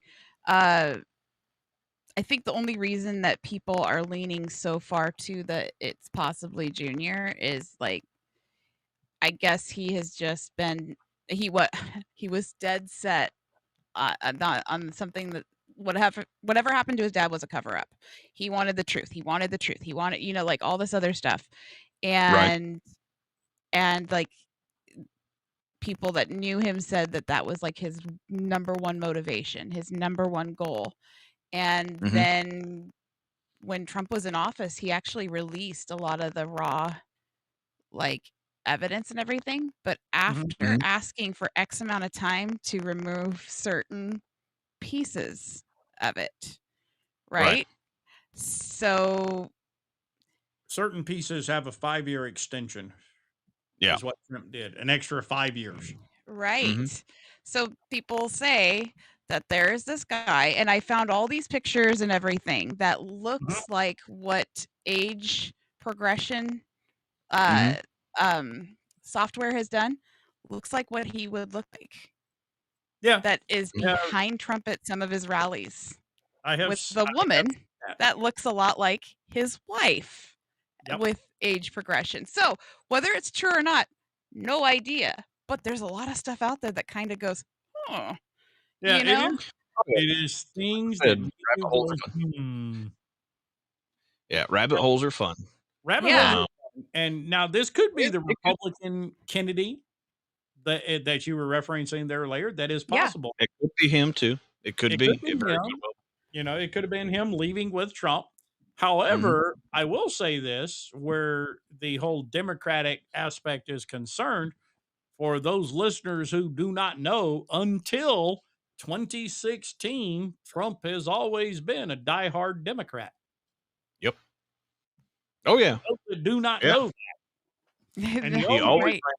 the only reason why he ran on the Republican ticket is, well, he wasn't going to get rid of Hillary in the primary, and he knew it. Yeah. well, not only that, but I mean his You can't philosophy fight changed Satan. a lot by You'll then. lose every time. I'm Yeah. sorry. Yeah. Yeah, because the No, Democratic you're Party was picking Hillary. That was who they wanted. They just had a Mhm. black man in office. They wanted the first Now they woman want a in office. woman. Mhm. So he had no choice. But even as a Republican, if you listen to a lot of what he had to say, that's still you still lean Democrat. You're still a Democrat. You've always been a damn Democrat. Mhm. Yeah, I don't think he's ever thought about being a Republican ever. He did it just to beat her. That See, was the I don't know. whole- I would disagree to that to a certain extent because up until we'll say 2012, 2008, 2012, there was a very I don't want to just say distinct, but the part no, I'll know what I want to say. The parties blended a little bit more back. You didn't have this one way or the other type thing. You could be and I mean, hell, how many times did we hear way back in 2008 about the blue dog Democrats, the conservative Democrats that were out there? Not the moderate Democrats, the conservative Democrats. Well, I mean, even Bush and would, Kerry wasn't that big of a to do. No, it wasn't. Because they were so blended in.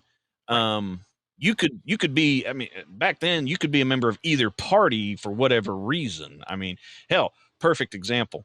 When I was with the state in Indiana, I got to know some pretty politically influential people. Okay. A lot of them, and of course, once you get down to more smaller politics, it really doesn't matter, but we're talking state level and bigger, right? So you would be amazed, especially when you look at the national platform that they have now. I mean, I knew Democrats who, hell, there's a clip. You could probably still find it today. Well, maybe not, because I imagine the party had it taken down. But I remember the Speaker of the House for the state of Indiana. He was a Democrat. Democrats had been in power in the House in Indiana for decades. People didn't even realize it. But they had been in power in the state of Indiana for decades. This guy was basically the permanent Speaker of the House. That's how long he'd been Speaker of the House. Right. And I will never forget, it was 2008, okay, or 2000, yeah, it was 2009. And this is when Prop 8 in California got defeated at the Supreme Court level. Okay, they went to the Supreme Court. That might have been later in 2009, now that I think about it. But they'd gone to the Supreme Court on that. Prop 8 got defeated. A state could declare gay marriage and all that kind of stuff for, whatever. Okay, basically it was up to the states whether they recognized it or not.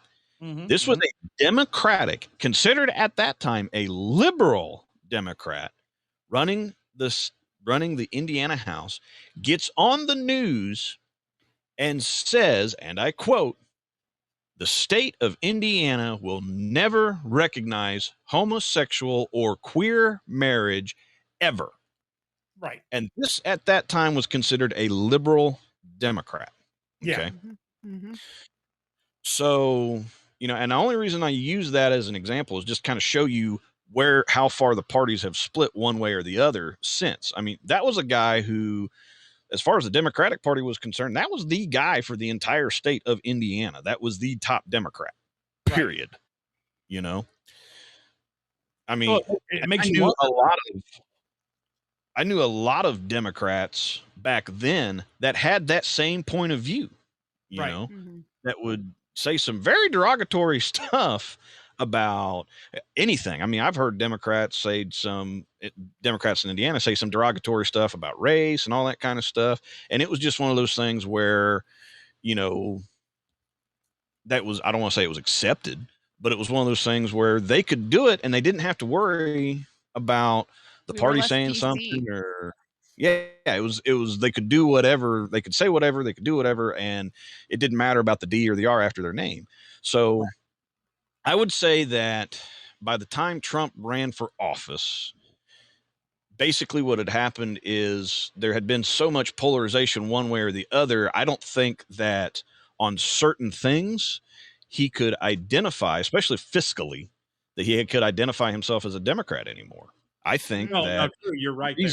Yeah. I think that the reason he ran on the Republican ticket, other than the fact that, yes, there was no way he was going to beat Hillary for that primary, was because that even the Republican Party was starting to come a little bit more, at that time, was a little bit more centered enough to where he could sell himself as a Republican to conservatives. Because how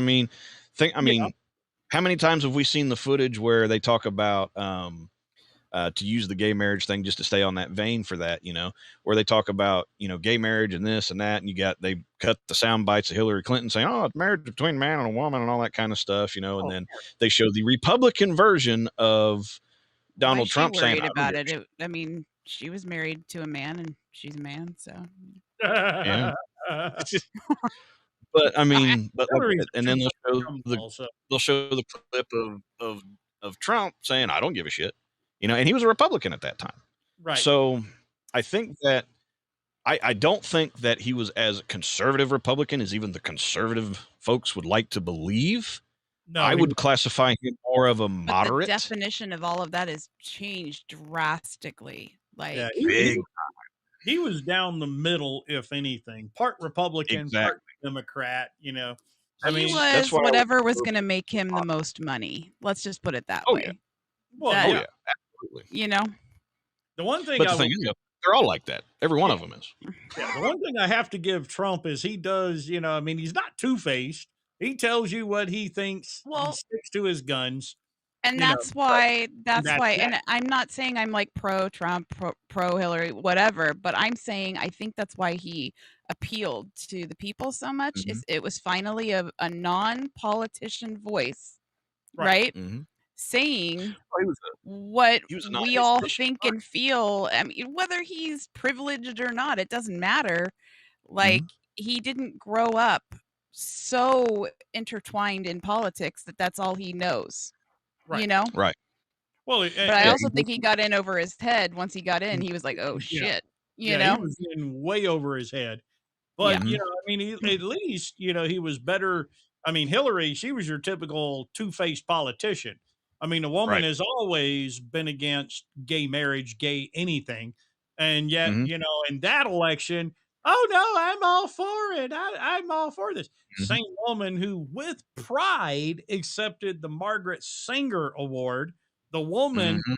who basically founded eugenics, Planned Parenthood, and I guarantee I'd never get my hands on it if it still exists. But my grandfather on my dad's side, my dad's dad was a racist SOB and hanging very proudly in his house. And this is how I know who Margaret Sanger is. I've known all my life who she is. Hanging in his house was a picture that was in the Macon, Georgia newspaper way back yonder when in the 1930s. Okay, with Margaret, it's literally the KKK, him, Margaret Sanger, and some black preacher they had convinced to put Planned Parenthood in in the black neighborhood in the ghetto. Literally, that picture and that woman hung on his wall proudly. Yep. All my life it was there. My grandmother and him are long since dead and gone. In fact, the only family member on that side still alive is my Aunt Jane. Beyond the kids, you got grandkids or I got cousins, but from the family itself, she's the only Okay. one left. I don't know if I would ever get my hands on it, but I'd love to get my hands on it just to show people. But yeah, I mean, Hillary was a big fan of hers, so I proudly accept the Margaret Sanger Award. Really? You're here? Really? But So that's the thing about that goes back into what we were talking about though with a lot. We know the media, depending on which side you're listening to or who you're listening to. This is why I consume all different this is why I look at all different forms of media. I don't just listen to the Fox. I don't just listen to the CNN. I listen to everybody, conservative, liberal, or otherwise, because unfortunately today that's what you got to do in order to find the truth. Because it's well known CNN and MSNBC are only going to report the stuff that they want you to hear and think. Fox is going to do the same thing, and they're going to report it from a different angle, or they're going to hit it a different way. And somewhere between all that crap, you are going to find the truth, because you're going to sit there and I go, will okay, also use a VPN and put myself into other countries, like. Oh yeah, I do that shit all the time. And look at what they're reporting because. Oh yeah. You know that there's more fact behind what they're reporting than what we're getting. You'd be amazed at the number of stories.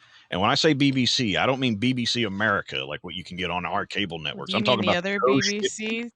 We don't need to go there. That's the real BBC, not the shit that you're looking at on the hub. But But anyways, Don't hate. the real BBC in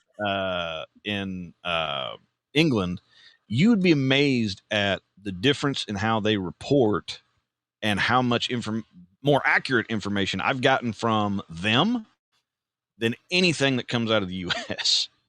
Right. I mean, it's just it's mind-boggling. You're just kind of like, what the hell? But to go back to what we was talking about, the difference between politicians and all that kind of stuff. So, you know, Trump was a businessman before, okay? And the reason why I did support him on both of his campaigns was because ultimately at the end of the day, he's a businessman. He's going to do what makes business sense, period. Okay. Where I get that from and why I could support that so easily was when I was with the state, the governor at that time was Mitch Daniels. Okay. Mitch Daniels was the epitome of a businessman. For God's sakes, his nickname was the Blade because he was so infamous for cutting budgets. They called him the Blade. I mean, the guy had on his desk in the governor's office, he had a plaque that had a straight edge razor on it that was given to him. And it said Mitch the Blade Daniels on it. And it had listed all the stuff that he had cut and all that kind of stuff. But when he ran for the governorship of Indiana, he had never been in a political office. The only thing close to politics that he'd ever been to is at one point in time for about a year, he was the director of the OMB under the Bush administration. Mm-hmm. And he left that position because they weren't listening to him. He basically said, fuck that. If you got me in this position, you ain't going to listen to me. I ain't doing it. Mm-hmm. So he ran and he won his first election in 2008, right?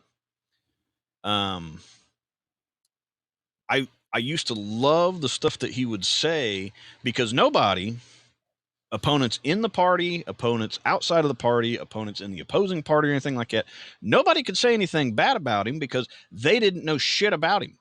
He hadn't been in politics. He didn't run for dog catcher to sheriff to mayor to, representative district 14, senator. He didn't run for that shit. He ran for governor and he won because he had such a no nonsense business approach to everything. Right. And he used to say, this is one of my favorite things that I used to hear him say all the time.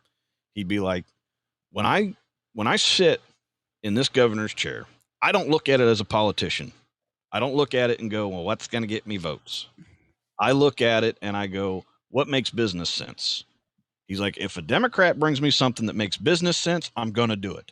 If a Republican brings me something that makes business sense, I'm going to do it. If an outside source brings me something that's going to make business sense, I'm going to do it. I don't care. Okay. I mean, he cut so much funding, and of course it pissed off a lot of the government employees because I will say this much. There was a lot of government employees that lost their job because he did cut a lot of redundant and wasteful spending. I mean, He did a lot of that shit. There was a lot of people that lost their jobs. The unions went away for the government. I mean, he passed a law. I don't know if it's been repealed since, but he passed a law in his first year that banned unions for government entities in the state of Indiana. Mm-hmm. So it immediately kicked out all unions. And when he did that, that's when he started making the cuts and all that kind of stuff. But his whole thing was, I don't understand how anybody sitting in an executive post in government couldn't look at this and just say, this is a business. And instead of saying, oh, well, this is a political position. No, the state of Indiana is a business and I am responsible for running this business. If the state of Indiana fails, then I fail and the business fails and everything is bad. That was his philosophy on looking at it. And I still, to this day, of course, he is not a politician. He never will do it. But I still, to this day, think that if that man were to run on a ticket, because he is, I mean, like Trump engaged in the politics because why? Because he loved that shit. He loved being controversial and all that kind of stuff. He loved that crap. Mm-hmm. Daniel wouldn't entertain that shit. I mean, a lot of his interviews, they would try to get him on some of these, social angles and all that kind of stuff. And he'd be like, what's that got to do with running the state? What's that got? I mean, he would dismiss the shit. He'd say, that doesn't have anything to do with what we're talking about. That doesn't have anything to do with what my job is. I'm still a firm believer that if he were to run for president and get a good enough backing, he would win that seat probably in a landslide. And it would not matter what ticket he ran on. I mean, he would run as a Republican because that's the party he identifies with. Sure. But, I mean, he could easily run on the other than a third party ticket, but he could easily run on the Democratic ticket, and I think he'd get elected in a heartbeat. Oh, God, yes, he would. In a flat second, almost guaranteed. Because, like I said, to him, he looked at it, and he was very no nonsense. Matter of fact, it's a business, you know. Well, and I think it should be looked at that way, honestly. Like, right. Yeah, and I mean, that's why when someone like Trump ran, and you're sitting there thinking, and people argue, well, he's got failed businesses. Most people who have been successful in any business have failed the shit out of business. Yeah, but here's the deal: if you pay close attention and you actually dig deep into it, yeah, lots of failed endeavors, right? Mm-hmm. But also very, very many successful ones. But that man was so brilliant and got himself connected with the most brilliant minds that even with those failed businesses, he was still able to sue his way out of things, appeal his way out of things. Like he found the loophole if the loophole was there to be found. So I feel like, yeah, a little shady, shifty, whatever, but in the same breath, would we not want that on our side if we needed it to protect our country? Yeah, true. Yeah. I'm going to say goodnight to Justin really quick. Okay. But, you know, and just my last thing on that. I think that Trump's downfall politically was engaging in the bullshit because he loved the drama, period. He loved He's a keyboard warrior. I would always say, like, if he could stop firing people long enough that somebody could be in charge of his cell phone, like in his social media, like things would be so much better. Oh, yeah, absolutely. I will always say that was, I mean, hell, even my mother, she claims she's independent, but she's a Democrat. You know, my dad's more of a libertarian. Even my mom and my dad agree, you know, had he never said anything online and he just let, you know, okay, fine, whatever. You think I'm an asshole? Cool, I'm an asshole. Here, we're going to do this and this is what we're going to do. Because my mom, she flat out, she'll admit, she's like, I didn't have a whole lot of issues with most of his policies. Did he have some shit that I was like, yeah. No, it was his reactions based off of emotion and then immediately removing it, but only after it's been up long enough for everybody to screenshot it, all that. Yeah, right. I mean, that's really what, at the end of the day, that's really what got her goat, you know, because I will say this much about my mom, love her to death, but my mom hates drama. And if you bring that kind of fucking drama around, especially when you're supposed to be, especially her being a small business owner, and it's something that's going to affect her pocket in the long run, it irritates the piss out of her. Sure. You know, irritates the living piss out of her. So, and I think that, especially in my mom's case, I think that's ultimately what got her goat in the end about, you know, I don't give a shit who's running against him. I just don't want to fucking deal with him anymore. You know? And I understand that. I really do. I understand that. I understand the people out there who did vote against because they just didn't. I get it. You know, people don't always look at things the same way that I do or that even you guys do. I mean, I look at it and I go, look, I don't give a shit if he is being an asshole as long as he's doing the right thing. But there are people out there that do actually give a shit if you're being an asshole, even if you're doing the right thing. Yeah, but true, what it boiled down to with all of that, though, and this is the way I looked at it, it's always the lesser of two evils, right? Always is. Do you go with the pompous, arrogant, misogynistic pig, right? Right. Or do you go with the one that sold trade secrets of our nation and got people killed and then tried to cover it up? Which one are people more willing to forgive? Mm-hmm. Once again, I'll take that sexist, misogynistic ass any day. You know? And I am with you 100% on that. But believe it or not, there's people over there who'd be like, no. I'd much rather have the other guy because they can't deal with the sexist, misogynistic pig. No, and I get that, but yeah. I mean, and that it tells you what people's moral codes could possibly be Uh-huh. too, Oh yeah. Oh yeah. and it's funny because I was on Clubhouse more recently, and certain parts of that I can talk to you guys about off this. But somebody came into the room that we were in and started just, poking and prodding. You know how people are, like stick jigglers, Oh yeah. Okay, yeah. And so there's They're what? several stick jigglers. They jiggled the stick in the bum bum. Yep, there you go.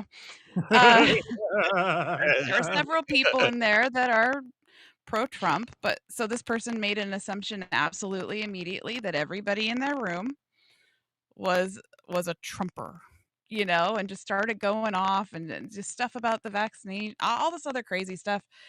And Mhm. everybody just said, "Hey, like it doesn't matter. This is a room where people like different backgrounds, thoughts, beliefs, whatever. We all just come together and we just enjoy being human beings. Like we connect Mhm. on other things that we have in common." And Right. he said something, and he said it specifically to me, and I said, "Okay, everybody shut up." And Oh shit. I said, "All right, dude. Based on your assumptions, right? Assumptions. Assumptions." I said it that way on purpose. I said, "Who do Mhm. you think I voted for?" I said, "And this isn't even a conversation I ever like to have." Right. I said, "Who do you think?" I said, "I can tell you who I know you think I voted for." And he's like, "Well, yeah." And I said, "I'll be honest with you. I went libertarian all the way." Like, Mhm. and he was like, "No.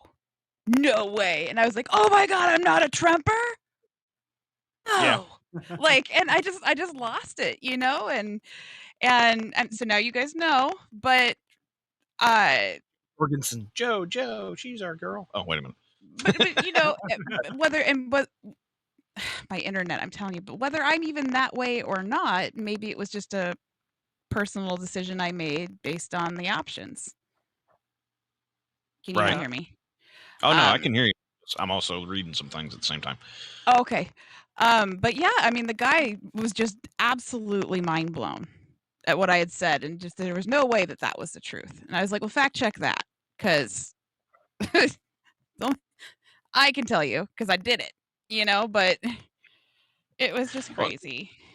and see, here's the thing that, and I don't, me personally, I don't understand it, and I'll go as far to say that I think that the majority of people also don't understand this. It's the far fringes that don't understand it, and right now those seem to be they're not, but they seem to be the ones that you all, well, they're definitely the ones you only see in the media, but they seem to be the Mhm. ones that everybody thinks is taking over. Here's something that many people on one side or the other of that would say, well, you can't be that way. You can agree with some of the things that people said, and with that same person, still disagree with some of the things that those people said. Okay, Yep. I'll use since we're talking about major people as far as celebrities, politicians, and things like that. Give me one Um, sec. oh, okay. Tinkle. There's a tinkle break. He's got a tinkle. He's got a tinkle tinkle. Do you need one too? Um, I know that's probably a lot to think about, but are you okay? Yeah, I can make it. I can hobble my way over there. You know what? We might as well take a little bit of a break. I'll play one of our Wheel your commercials. ass back there. Yeah, I'll whip my ass back there real quick. Take a Whip little it bit of a out. break. We'll Whip just it out do a and little bit aim. of do a little bit, play at least one of our commercials from our lovely sponsors that we have out there. See if as soon as I can find Yeah, one. I might do the same actually. And then yeah, we'll reconvene here, and you need a couple 60 more. So yeah. seconds. 60 seconds. Here we go. Oh shit, wrong one. Do you want to know about your future? A new job, money, or even love? Then you need to contact the Oracle. You can contact the Oracle on social media by typing in her name, Oracle downspace Darla. That's ORACLE downspace DARLA. Readings start at just $25. You can also contact the Oracle at oracledarla@gmail.com. So what are you waiting for? What do you have to lose? Find out the things you want to know by simply contacting the Oracle.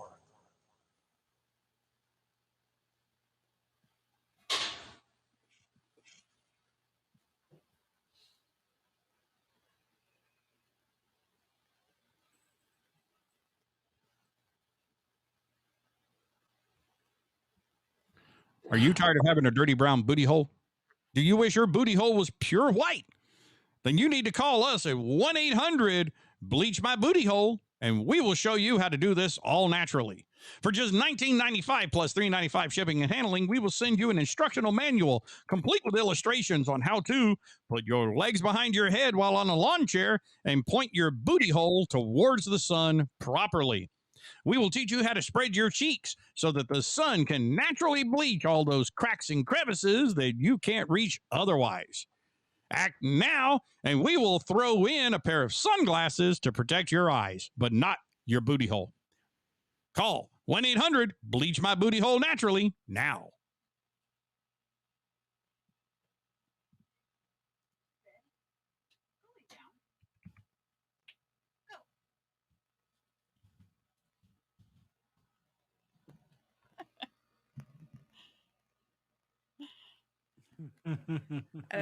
I don't know if my dog made a special appearance while I was in there or not, but I wasn't looking. I'm not for sure. okay, I came out and he was out here by my chair, and I was like, "Get in your bed." He knows that I keep, goodies up here. So Yeah. smart little shit. I know we're coming up on our 2-hour mark here, which we said we were doing 2 tonight, I think. Yeah. I said that that was definitely a possibility if wanted or needed, but I also figured that you probably would want that because of your new toy. Oh, absolutely. So I mean, even if we wanted to go for like another half hour, just because if he gets back from the bathroom and he just did all that moving and he's sitting for 10 minutes to have to go back to his bed or whatever, But Yeah. or I don't know, but I'm excited you got your. I'm just really disappointed that it said Monday. The whole time it said Monday, and then after the order's placed. Right. Yeah, and Like, then it's like Wednesday, and then it's set. it in sat in Chandler for a Arizona, day and a half. 2 days, 2.5 Like, days. why not just send it? It's a 5-hour drive. I almost wonder if I shouldn't have just called and set it up for you to go get. Well, I could have called them because it's my name, my address, the whole You're 9 right. yards. I did. I put it in your. Yep.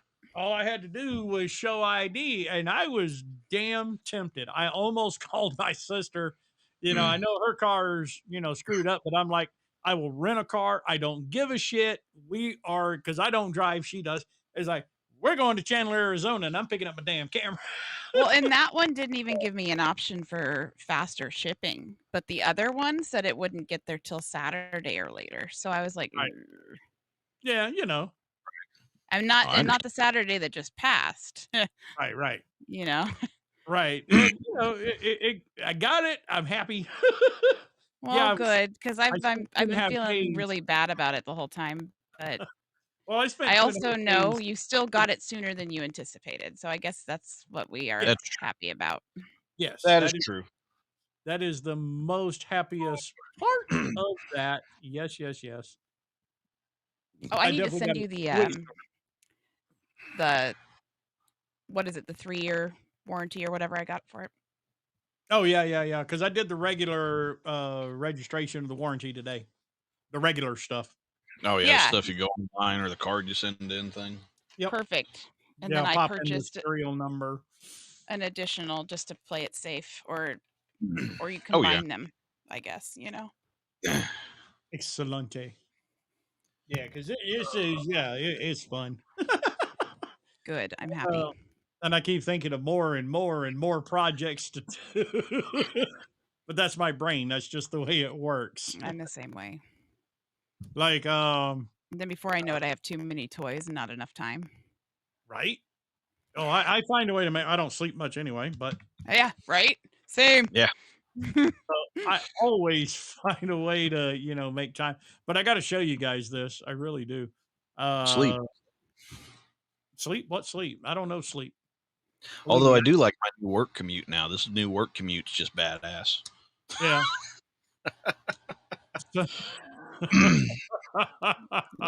Yeah, that's got to be the.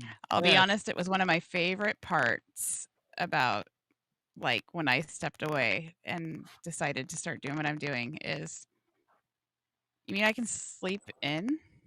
Right. Right. Although I really didn't either because I was graveyards.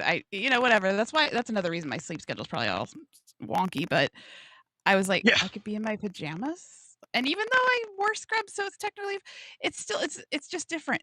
It's Yeah. just different. Because you're not being forced to. Well, and I don't have to keep up an appearance. The hell Shower, are my what's dog, that? What the hell are my dogs going to do? Report me for poor customer service? Yeah. Like, True. So I got to show you guys. So, because I told you I'm going to do the short film worth with my roommate. This is what I ordered him. He's a big guy. But, he's going to be himself, which he's part Navajo, part Aztec, part Hispanic, part Mexican to be precise. But so he's got all that mixed in him. But he's going to be finding his 3,000-year-old self coming back to him in a vision where he was a war chief a long, long time ago. So I ordered it, and the fun part is he's going to get out in the damn desert and end up being whatchamajigger. This is the headdress he will end up wearing. But he's an old war chief, who's been talking to himself and coming back. And so the fun part, this will be the fun part of filming. We're going to go out in the desert in the middle of the night and use the night vision capabilities of that camera, build a big old bonfire. And through one half of the shoot, yeah, exactly. Through one half of the shoot, he's got to sit there as his normal self, wearing his normal clothes and shit, talking to nobody that's there.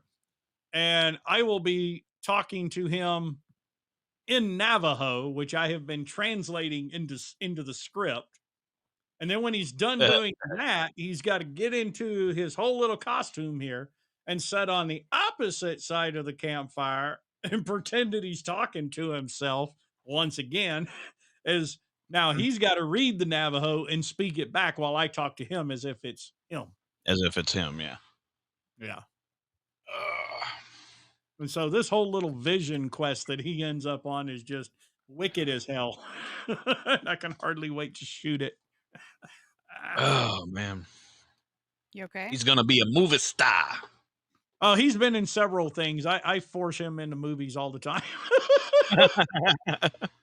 It's like, you have no choice. You're going to do this. Right. Tough titty. It's like, tough titty, kitty, but the milk's still good. How are you doing, Laird? I'm here. We're talking about we were talking about calling it at 2-hour mark, but we're like, like We're right at there, that and 2 hour mark. don't want to do that to you right away after having just moved around. So if you guys are all okay with it, we can go like another maybe half hour or something if you think you're up for it. We can go a little If bit longer. not, then let's call it so that you can rest. No, I'm feeling pretty good right now. Another half hour ain't gonna kill me. Hell, yeah, that ain't gonna kill me. Okay, so we'll go another half hour because I know I'm gonna be up at the butt crack of dawn. We have the wildfire smoke coming through the area out of California, so I'm expecting a very pretty sunrise that I definitely want to capture on film with this big, beautiful camera because I know that's going to be pretty. Don't lie, you're not gonna get any sleep tonight. You're gonna get it all set up and ready to go. So all you have to do is He's hit gonna the play button with and, it. right? Oh, no. See, He'll- she's sitting there ready. She He'll is probably, ready. Okay. He's gonna design a new shirt that's like his Mhm. K-Lab like character with like Yeah. a With a camera. Yeah, it's if he's like me, when he goes to rest, his mind gets hyperactive. So yeah. When I get all my best shit done is when I'm exhausted. Oh, absolutely. Because I'll take the first 10 or 15 minutes when I go to bed. The first 10 or 15 minutes, okay, I got to get all this out of my head. So, yes, I've already thought, okay, I'm going to have to create a new shirt. So, I'm going to have to draw this whole camera set up and make sure it's 3/4 view so it looks good and a picture of me behind it, black and white, I have your country themed one on right now. Oh, sweet. And then I'm going to put just film it. That's the words that are going to go on this shirt. Just film it, right? Just film it. Or you could be, I'll be the cameraman. ... I'll be the cameraman. So that's the first 15 minutes. I'll get it out of the way. With that night vision, you gotta be careful. I know, right? Yeah. Dude, I'll be all over the place on that night vision. But then after that, I have to think of stupid shit. Because if I don't think of stupid shit, I will not go to sleep. Well, for me, I don't really have a choice. I'll just be laying there and I'll feel my eyes get heavy and I start to drift off, and then all of a sudden, oh shit, or I've got to make this list, and God, squirrels. Yeah, squirrels everywhere. And that's why I have to think of stupid shit. Now, when I say stupid shit, we are talking the stupidest shit you can possibly think of. Okay, I'm going to give you a scenario here. Okay, this is one of my favorite ones to replay. I think I'm almost to the part, and keep in mind, this one's been going on for about 3 weeks now.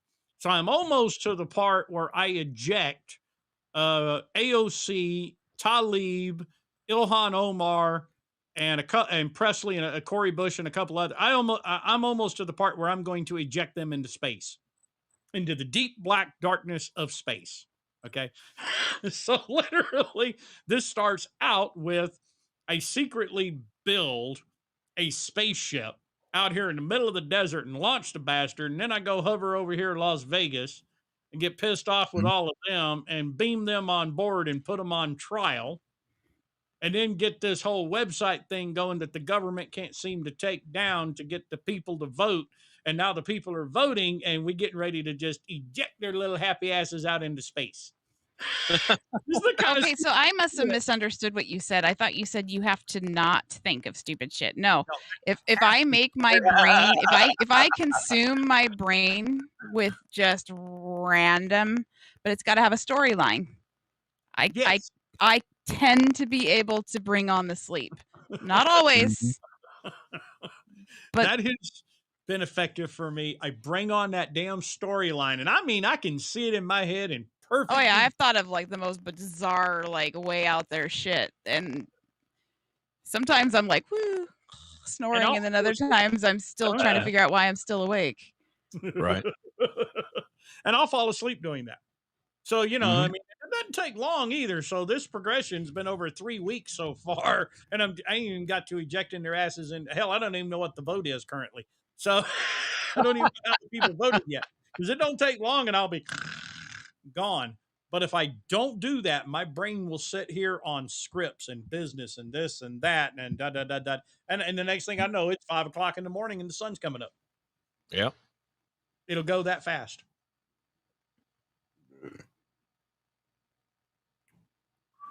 Is she frozen again? Nope, she wiggled. No, I was reading something. Battleborn just reached out and said that there was apparently a protest in Las Vegas. Parents protesting against the mask mandate for kids in school. I believe it. I believe it. Oh yeah, aren't you supposed to be wearing a mask right now, Rianne? I am not in a public fucking place. Kiss my ass. I was about to say we're the same way in Vegas. I just seen where it said it had to be worn indoors even. So I mean, I don't know. It says indoor and outdoor public spaces. Oh, okay, all right. And her exact words were for the indefinite future or foreseeable future. I'm sorry. For the foreseeable future. Every other time it's been, 6 weeks or until this specific date. This one is a very generalized. Like, because she's basically you'll be retiring when I decide. She's garnering favor with the administration because it's only a matter of time that it'll end up being a federal thing, and it's going to have. I don't want to say half. Well, but here's the problem. The reason I do say half. Too many states are jumping on board. Oh yeah. Yeah. So Oh, it's yeah. about to hit a whole nother level as soon as they have enough support of it. And then I have Mhm. a feeling something big's going to be thrown our way. And I'm Well, that's currently on the fence about whether I leave Saturday or not for my 8-day road trip, because I don't know if I want to be in BFE, Iowa when shit hits the fan. Yeah. right. Well, I figure shit's going to hit the fan big time. Here in Las Vegas, we have the indoor mask mandate. Whether you're vaccinated or not, it makes no damn difference. Mhm. Oh, Life same. is Yeah. yeah, It doesn't matter right now. Whatever your status is, you wear a mask. yes. Right. Life is Beautiful has announced you will either provide vaccine proof or a negative COVID test to join the festival this year. UNLV.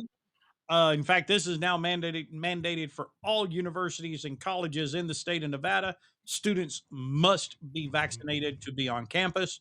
Period. End of quote. Damn. And there's many more that are jumping on. You have to show proof of vaccine to do this, that, or the other. Right. All it took was in New York, and you figure it was just a few days ago. New York City did exactly that, and I told you then. I knew that other Oh, cities New would York jump City. on Yeah. board. I Oh yeah, assumed Seattle would right away, and they did. Yep. Portland did not, surprisingly, because so Oregon, Washington, and California are very much monkey see, monkey do, Yep. right? Oh, yeah. They whoever goes That's first, the others follow suit. Like, Mhm. but I was actually surprised Portland didn't. I'm actually surprised that they still haven't. Uh, the one added thing with the new mask mandate, though, is that all federal or state level government employees are required Yeah. Yep. Same here. by Yep. October 18th. Yeah, they were, and that actually, because as you guys know, I worked for a federal contractor up until the last couple of weeks. They were already doing that. Like, in order for me, I kind of wish that certain things came into play before I had to now, but I had to for the job. Right. The reason I had to get the vaccine is because before, about 3 months ago, 2 months ago, well, 2 to 3 months ago, we'll just go with that. They actually put in writing that unless you were vaccinated, even as a contractor, you could not have contact with the public. And that was in Austin, Texas. So, I mean, we had 4 guys that had gotten the virus beforehand, or 3 guys rather, that had gotten the virus beforehand. And of course, they say, well, if you've gotten the virus, you can't get the vaccine for X number of months and all that kind of stuff. Right. They weren't allowed to have contact. They were putting them in some bullshit places to keep them out of sight, out of mind, just to have a place for them to go. And we actually talked about this. At the Marshal Service beforehand, and it was speculation at the time, but I guarantee it will happen because we spent a whole year doing that judicial protection contract with no court going on whatsoever. Right. Okay. We're talking millions of dollars spent on us just to show up to work to stare at each other. And I bet at first it was amazing, and then eventually you were like, oh, it got to the point where you hated each other. I mean, yeah. they're literally, and I this don't sounds like really, how you breathe. there are literally guys that I had entire friendships that broke down at work because we just got tired of dicking with each other. I mean, there was a guy there that he didn't talk to me and still doesn't talk to me for the last 5 months just because we got on each other's nerves that bad. Yeah. I mean, but anyways, and the only reason, and I remember hearing the marshals talking about this, the only reason they made us stay and they didn't send us home is because the contract was already paid. So it was one of those things where it's like, hey, we already paid for this shit, so we're going to make you show up. So, and I told the guys this before I left. I said, I guarantee you if we go into a lockdown 2.0, which it appears is going to end up happening. Yep. I guarantee you we go into a lockdown 2.0.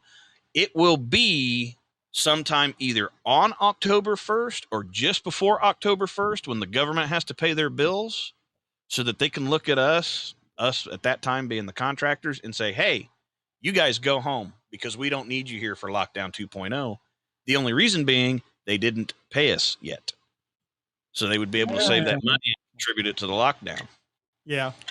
So I But told those if guys, there's I a guarantee 2.0, expect it's going to be much worse. and it's going to be yeah. longer. And I was in the actually, morning and late at night as this package took shape. let me mute that. I'm deeply grateful for the work of all damn of it. our caucuses, I said mute. including the Oh, he congressional, said caucuses. congressional He said black, Yeah, he said it. caucuses. the new Democrat, Caucuses. the Is LBG. that the Boston word for carcasses? Caucuses. Caucuses, yeah. So I was looking for within congress.gov and I could not find it.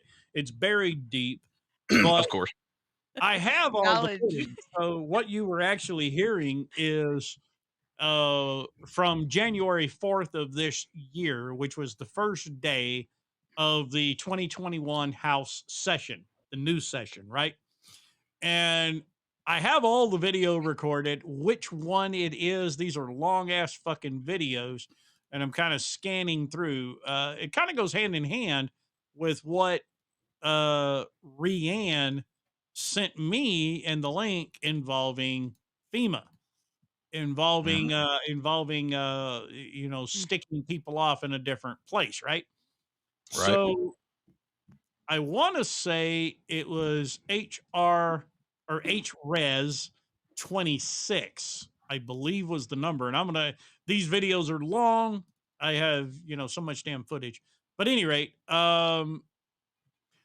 basically what it boiled down to, and as everybody found out in 2005 with Hurricane Katrina, yes, the government activated FEMA, but FEMA could not go in and do shit. It's illegal for them to go into a state without gubernatorial request, right? Mm-hmm. I believe it's HR 26 was the bill number. I'm going to find it and send you the video. I'll clip it out so you can see it for yourself. It passed the House and they have yet to bring it to the Senate. It's just sitting there doing nothing, which is kind of unusual. But basically what They're waiting does, to act upon it. right. And they gotta wait know environment's right. and I'm wondering if they're waiting to see what happens in 2022. Like, what's going to go down, with the vote, and who's going to maintain the Senate, this, that. But you know that they already have that all figured out. Like this is all very planned and strategic. I feel like what's going to happen is maybe they need to justify numbers just one last time, and they're going to wait to get the final numbers for 2021. Right. Yeah, I get it. So they can do a comparison. Right. Because they're not. This is where they need the 60 votes out of the Senate. They can't do it just 50-50. As far as I know, they can't. But basically what this HRES said, and again, I believe it was number 26, it basically under the pandemic and lockdown and so on and so forth gives total police powers and control to FEMA, who at that point answers to no one. Right. So gubernatorial permission to enter the state is out the window. That's actually very interesting that you say that they need the gubernatorial approval, because somebody on Clapper messaged me yesterday. Mm-hmm. My sister says that Tennessee's governor just signed an executive order to start building quarantine camps. Yep. Mm-hmm. That don't surprise me. Yeah, that does. Tennessee's a red state. Oh, I'm getting closer. So if I haven't fact checked that yet, so I don't want to spread misinformation just in case. So I don't know if it's true or not, but I do plan to look into that, and I'll tell you. Right. If Tennessee has, it could be the camp that was on a video that I saw that's already primed and ready to go, and I saw what looked like job postings. Right. Probably. For people to work like security shifts and details and stuff. Mm-hmm. Yep, I believe it. And that would make sense in Tennessee because I can tell you that I mean a lot of people don't know this. Tennessee is a hotbed for security companies. Yeah, it is. There is Big a time. shitload of security companies who they're worldwide or they're nationwide, but they're headquartered in Tennessee. As a matter of fact, all of the companies that I have worked for up until now, even in the state of Texas, their headquarters was in Tennessee. Yeah. So it was I don't always believe funny. I used to tell people all the time and be like, "Yeah, I live in Texas, but I work for people in Tennessee." Up Yeah. until because my newest job, their headquarters is in Utah. But up until then, the 6 years that I've been here, every one of them, they've all been security companies or they've all been security minded type companies, and they've all been government contractors. Uh-huh. Every one of them has been out of Tennessee. Tennessee. That's right. Mm-hmm. That's So correct. financially, red state or not, follow the money. Financially, Tennessee would have a shitload of money in play if they could get those kind of camps set up with the kind of companies they have there. They would make a shitload off of government contracts, and you Yep. can argue the moral obligations of it all day long. Just looking at it from a business side, No, I that's don't why disagree. that was. That's I can guarantee that's why. Because let's face it, the two biggest states that any political entity right now is looking at as far as a fight on something like this is Texas and Florida. You know, Yeah. States like Indiana, Utah, Idaho, stuff Michigan. like that. They're all. Well, I'm talking red states. They're all Oh, gonna. sorry. They're all gonna. Yeah, they're all gonna fall in line. You know, they're all gonna Right. eventually fall in. They may fight it off, but eventually they don't have enough power or pull to give anybody enough shit to be able to push the feds off. So eventually they'll just cave and they'll do what they need to do. Yep. Texas and Florida, on the other hand, they have enough pull and leeway to be able to fight that kind of stuff off. That's why all you see in the news, how many times other than your local stations that report on it, but nationally, who's always in the news for, well, this state's cases went up? Texas and Florida. You never see them report on Nebraska. You never see them talk about North Dakota. You Or always see the jabbed comments like, well, maybe if they didn't, protest so hard against, maybe had they followed blah blah blah, there's always some Oh, yeah. sideways statement, like Oh yeah, there's always the jab. Yeah, and But the Dems are preparing for this. Like at the very first thing they it's did all over. on the 4th. Y'all dig this? This is nobody ever watches this stuff because it is boring as hell, except for the big debates and arguments. Otherwise, it's boring as hell to watch. And this was Right. my job until I said screw it back at the end of Yeah. February. I'm not doing anything. One of the very first things they did on the 4th, back in session, they revoked floor privileges for former lawmakers convicted of certain crimes. It did How not. much you want to bet a majority of those people were out of Florida or Texas? Well, this Probably. is and this is for the people on the House floor this year, and it's notice how many Republicans they're going after for certain crimes, right? Fans knowingly sharing deep fake images. Yep. Right.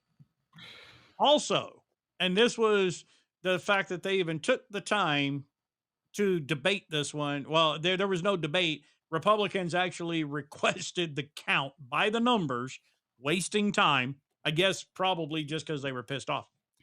They are no longer allowed on the House floor because this went through. They are not allowed to use gender specific pronouns. Oh yeah, I remember that one. Yeah. They Yeah, I have remember that. exempt certain bills from deficit controls. Okay. So that was a couple of them. And yeah, so you cannot, like, literally, you cannot go in to the House as a Speaker of the House or a representative of the House and say Mother's Day or Father's Day. Yeah, I remember you saying. Not I do remember that anymore. bringing that up. Yeah. And again, I'm scanning through trying to find the one on FEMA. And the second I find it, I know what the I can never remember her name, but it was a black woman who brought it up. Damn it, I just closed that and I didn't mean to Probably close that Sheila Jackson Lee from it. Houston Might have been Sheila.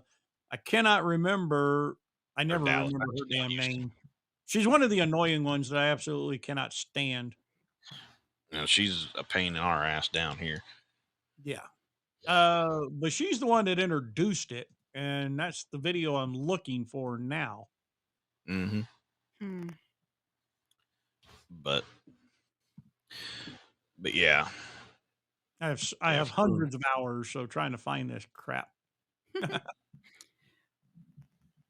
But yeah, this, like I said, folks, if you're out there listening, you know it's coming. I mean, I don't care what your political beliefs are or anything like that. You put that shit aside and you look at what's going on. If you do not think that a lockdown 2.0 is coming, you have not been paying attention to anything going on around you. Even worse restrictions and requirements and stuff. Yeah, they're not going to let people sit back and say no, I don't want it, and throw a fit this time. Mm-hmm. It's going to be a forced thing. I will say this much, just on a personal level, I'm kind of glad overall that my job, not just this one, but the other job that I do, pretty much pandemic proof. I mean, I sit at home, so it's like, if you want me to stay at home, fine. I can still work. My job is at home. I can still work, so I can still make my money. Okay. And here's the other thing, with me working for 1-800-CONTACTS, people are still going to be buying that shit. People still need to see, so that $500 a month or $1,000 a month or whatever they're sending out to certain folks that can get it, that monthly stimulus checks that are coming in, I guarantee you that they'll be spending that kind of stuff on those kind of things. That actually was a thing. I know that they kept talking about it, but they kept getting shot down. Did they actually do that? Yeah. Oh. They did. Yeah, because we get we got it last or month. Federal? No, it's federal. Oh. It's federal. Yeah, because we got one last month and we're supposed to get one this month. Yep. But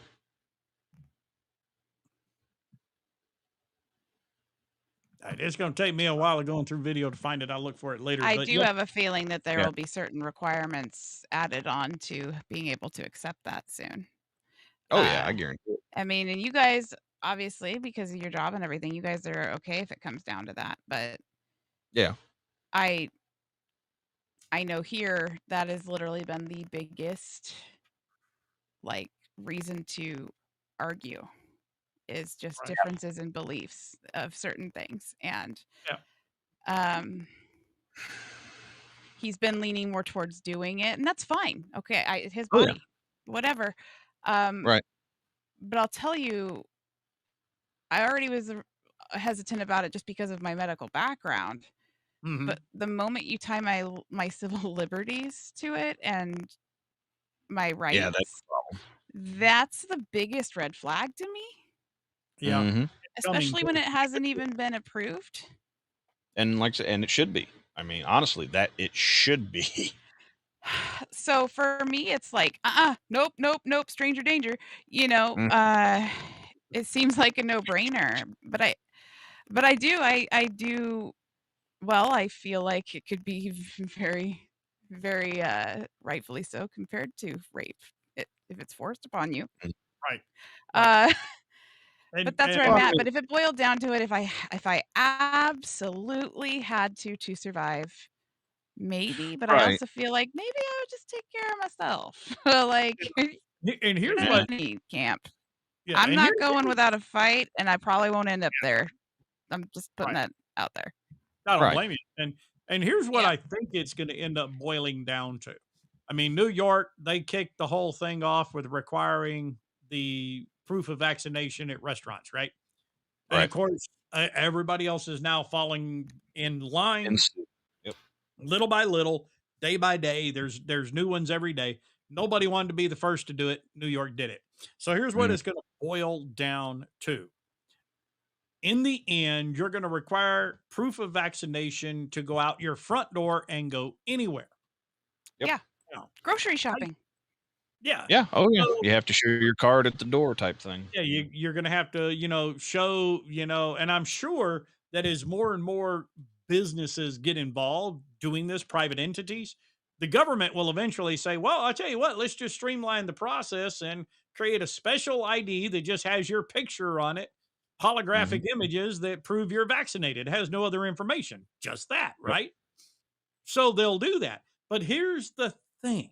And then the buck will lose its value, and Well, then everything will be on that card. Well, I don't know that everything would be on that card. Right.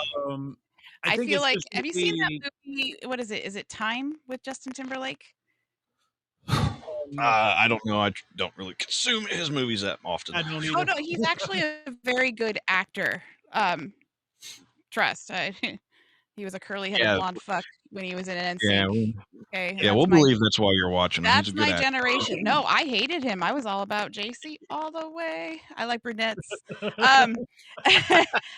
But in that movie, and maybe this will ring a bell, they're in the future, and everything is associated to a time, like a stopwatch or whatever that's digital on your arm. Right. And any transaction you make, you basically like shake hands, and it transfers some of that time, right? Oh, okay.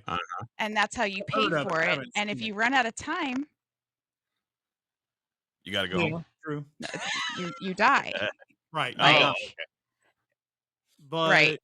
So I think of stuff, and how movies have been like painting this picture forever, where there's like a universal everything just with a scan, right? yeah. So, But I mean, I highly suggest you watch that movie.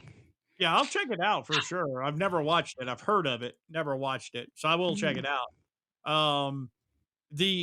But where I think it's going to go is, you can't leave your house, you can't go anywhere, you can't do anything without your vaccine card, your vaccine. Right. They're going to do the vaccine passport. It's coming, right? Oh yeah. But in this day and age, when it comes down to it, how big of a deal is that really? If you have at least one person in the household who's working, or you work from home, because you have Instacart, you have Grubhub, But I have a feeling they would get rid of that on purpose, or still make it a requirement, because that driver is exposing themselves. They leave it by your door. Well, No, I'm just Yeah, they saying leave there it by would the be door. some bass-ackwards explanation as to why, right? You're right. People You're working from home, everything. I totally get that, but I also feel like it would boil down to you would only get enough to sustain you. Yeah. I could Yeah, see it would keep you where you're Because at. they would want your children to have it too. So do you want to feed your family? Yeah. Yeah. It's So we're giving you 3 people's worth of food when there's 6 in your home, because half of you did this and Right. half of you didn't. Like, see, and lockdown 2.0 is going to be 10 times worse, like what Laird was saying. I mean, yeah. we now have Delta Plus, right? Which seems there's only a couple of cases of it, but it's even worse than Delta. And now you got Fauci telling you that one after that's going to be 10 times worse, and most likely but that's how viruses work. that's how They get viruses worse. work. You're right. So They mutate. That's what viruses do. we don't have to get crazy deep into this tonight, but something to keep in mind, to look into, or people listening can just look it up. You're familiar with medical things, right? So are you familiar with the term ADE? Yes. Okay. So basically, they're saying that that's what the vaccination is. It is a form of ADE. Yeah. But what happens with ADE? Right. Right? You're So the right. simplified explanation here, Laird, ADE is raising antibodies that don't protect, but actually making the viral infection even worse. Mhm. Technically, yes. Yep. It is hard to get ahead of a virus if you're using ADE because it is constantly mutating to survive. And if Yes. it's Right. already made of of antibodies that don't protect, Right. it has no natural predator. Right. Yeah. Okay, I can see that. I'm tracking. Right? So it's worked in some cases, but a long time to get the Mhm. perfect formula. And we're putting it in people when it was put together in less than a year. Yep. Yeah. Less than a year. Mm-hmm. You Mhm. can't do convalescent what is it? Plasma, because it wipes out your body's natural antibodies. Right. That's So correct. it's almost as if they're rewriting our genetics. Like, I mean, and I don't want to go down that necessarily too much, but that's what it Well, feels like. If you wipe out everything that's supposed to protect me, now you're susceptible once again. Measles, mumps, rubella, like Mhm. everything. yeah. Yeah, and that's true. And that's true. And uh it's interesting. Antibodies are your immune system. Yes, it's your Yep, they immune are. system. Hell, vaccinated or not, the best thing I tell anybody is drink kombucha twice a week. Don't overdo it because you'll end up with ketoacidosis. But twice a week, have some kombucha and I boost like your own damn kombucha. immune system. Yeah, I love kombucha. It boosts your own immune system. Uh, I've pretty much been vaccinated for everything known to man on this damn planet, having been a child being born, getting those vaccines, going in and out of the United States to foreign countries, including Europe Right. and Asia, and then school vaccines and high school vaccines. And then the Marine Corps hit me with even more. So I'm not Mhm. afraid of a vaccine, period. I have a very strong immune system to begin with, but I'm not even allergic to poison ivy, poison oak, or any of that crap. I It never doesn't. have had a reaction to it either, and I've been exposed to it so many times. Yeah, I used to play So with it as a kid. No big deal. I could get into it, and it doesn't affect me. But I live in a region where it's like everywhere. So Yeah. Yeah. exactly, and I used to live in a region where it was all over the place. yeah. I could walk out my backyard and 15, 20 feet into the woods and get into it. But with We had a Fauci, big oak tree in our backyard. Like, right? So he's talking about the one that comes after Delta Plus. He's already putting it out there. You can tell it's a hint. It's That planting the one's going to seed. be that one's going to be completely resistant to the vaccine. Done. Yep. You're gonna have to get another vaccine. He's That's well, already there that's won't be a the vaccine. thing. That's the thing. That will be lockdown 2.0. And that's where I believe this whole FEMA thing that they voted on is going to come into play. But Mhm. nobody knows. Nobody knows who they're gonna rip from their homes. Is it going to be the ones that got the jab, Right. or the ones that didn't? You know. A feeling based on control and just overall our government and the shit that it has pulled over the history of the government itself is going to be the ones that did not, because Yeah, I was those are gonna the say. ones that are fighting the control that they Mhm. feel they're putting See, on but you. I feel like, and maybe this is where I could play devil's advocate a little bit too. I feel like how much you want to bet they flip the script, because They the might. ones that are carriers of the Delta right now are the ones that got the freaking jab, right? So at least that's Well, what the rumors state. So that's what how they're much you want to bet reporting. they flip that script, right? And now those people are the ones that were heroes at one point, and now, oh crap, Yeah. we messed up. And then this huge confession, it makes us vulnerable. It humanizes our nation.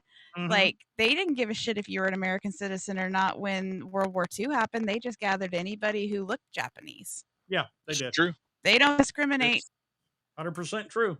Yep, you're true on that. And that But history's not taught anymore that I know of. no, it's not.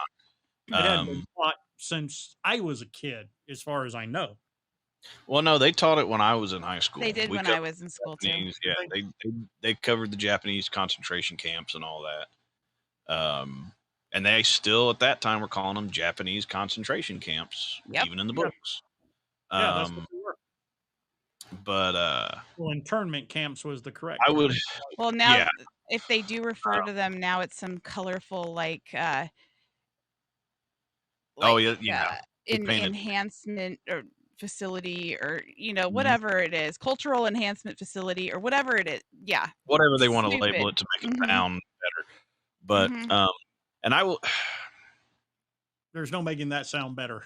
I will. No, there's not. I For would the have new to go. generation of snowflakes, yes. Yeah. I would have to go with Lab on this one as far as who they would be rounding up. Mhm. And the reason it's similar to the same reasons, but because right now you're right. What we're seeing them reporting is that, oh yeah, the Delta variant even gets past the virus, or gets past the vaccine rather. Right. They have to go That's back to masks now when they got away with not having to do right, it for a while because they got the jab. I feel because like they. the But script feels like it's getting kind of flipped. I don't think they're gonna. I don't think it's gonna flip in that sense, because remember, it's what they're reporting on. Okay. Sure. They're just, what they're doing is they're planting that seed of fear in those who got the jab immediately. Okay. Because let's not forget, there are people out there that as soon as that vaccine became available, they went and got it, period. Then there was people like myself and Lab who, we sat back for a little bit, we kind of watched it for a little bit. Then things happened where it's like, okay, I'm going to have to get it in order to work. I'm going to have to get it for this.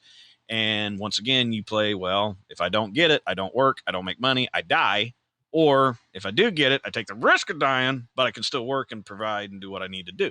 So, I mean, what they're doing is they're planting that seed of, oh yeah, well, even if you got the jab, you can still get the Delta variant, because when the next vaccine comes out, they want to make sure that all the people that they already had before still go get that vaccine. Well, yeah, because they're going to need the booster. They're going to need the booster, right? So, I don't disagree with that. That's why, like I said, that's why I say I have to agree with Lab on who they would round up, because the ones who that don't have anything, and they're not going to play it as, oh no, oh well, we're rounding you up and we're taking you to a camp simply because you didn't get the vaccination. It's going to be like, well, we're taking you to the camp because you didn't get the vaccination for your protection. Right. Because when you get to that camp, we're going to vaccinate you. We're going to put you in the right places. We're going to do this. We're going to do that. It's going to be one of those things where they're going to make it look like they're doing it for you. Right. Sure. And they're not. But and that would be devil's advocate. What? That would be the reason why they're telling you, well, everybody who got the vaccination, they're the ones who are getting the Delta variant. So yeah, when they to protect you from being exposed. Yeah, so we're going to protect you from being exposed. Sorry, we made a mistake with these vaccinations, and it sounds good, sounds beautiful. It, hey, well, and let's face it, that's in reality how they're going to get everybody vaccinated. Yeah. Well, sure, but then again, devil's advocate, how much you want to bet, whether I believe this is how it pans out or not, I've thought of this scenario as well. Because my freaking internet, because they rapid produced and released this, they still don't know all the science behind it. They could approach it from we're grabbing everybody who got it because it turns out we got this all wrong. And so anybody who didn't get it is actually going to get this new and improved formula that will cover you, right? That does work in the way that this one we messed up on. Mm-hmm. Right? And they're doing that for your protection. And here's the other thing you got to remember. Have you ever, and I'm not talking about Obama going on his apology trail to countries we supposedly wronged, have you ever seen the government admit we were wrong, we fucked up? No, but that's the issue. They wouldn't need to, because they literally have a couple scapegoats already lined up. Everything with this always comes back to Fauci, and then whomever else that his sidekick is. The government doesn't have to say they messed up. They can say they messed up by trusting the wrong person who came credentialed, and you know Right. it's the perfect I out. get what you mean on that. I get what you mean on that. And But again, it still, makes the government vulnerable. They got played. They got manipulated. The American people can like sympathize with that. Like, you know, Mm-hmm. Oh yeah. it's so I'm not saying I believe one way or the other. I literally am that person that will try to think of every what if Right. scenario, because when it happens, I don't want to be the one going, fuck, you know, like I did not expect that. Yeah. Oh and, yeah. and then of course, you know, you cannot Knowledge, yes, it's not approved by the FDA, and they still want right, no. everybody to get it. Yeah, it is Yep. not FDA approved. And then the next thing is that no matter how hard anybody in the government might want to try to flip the script or otherwise, the whole damn SARS COVID plan was created in January of 2019. Right.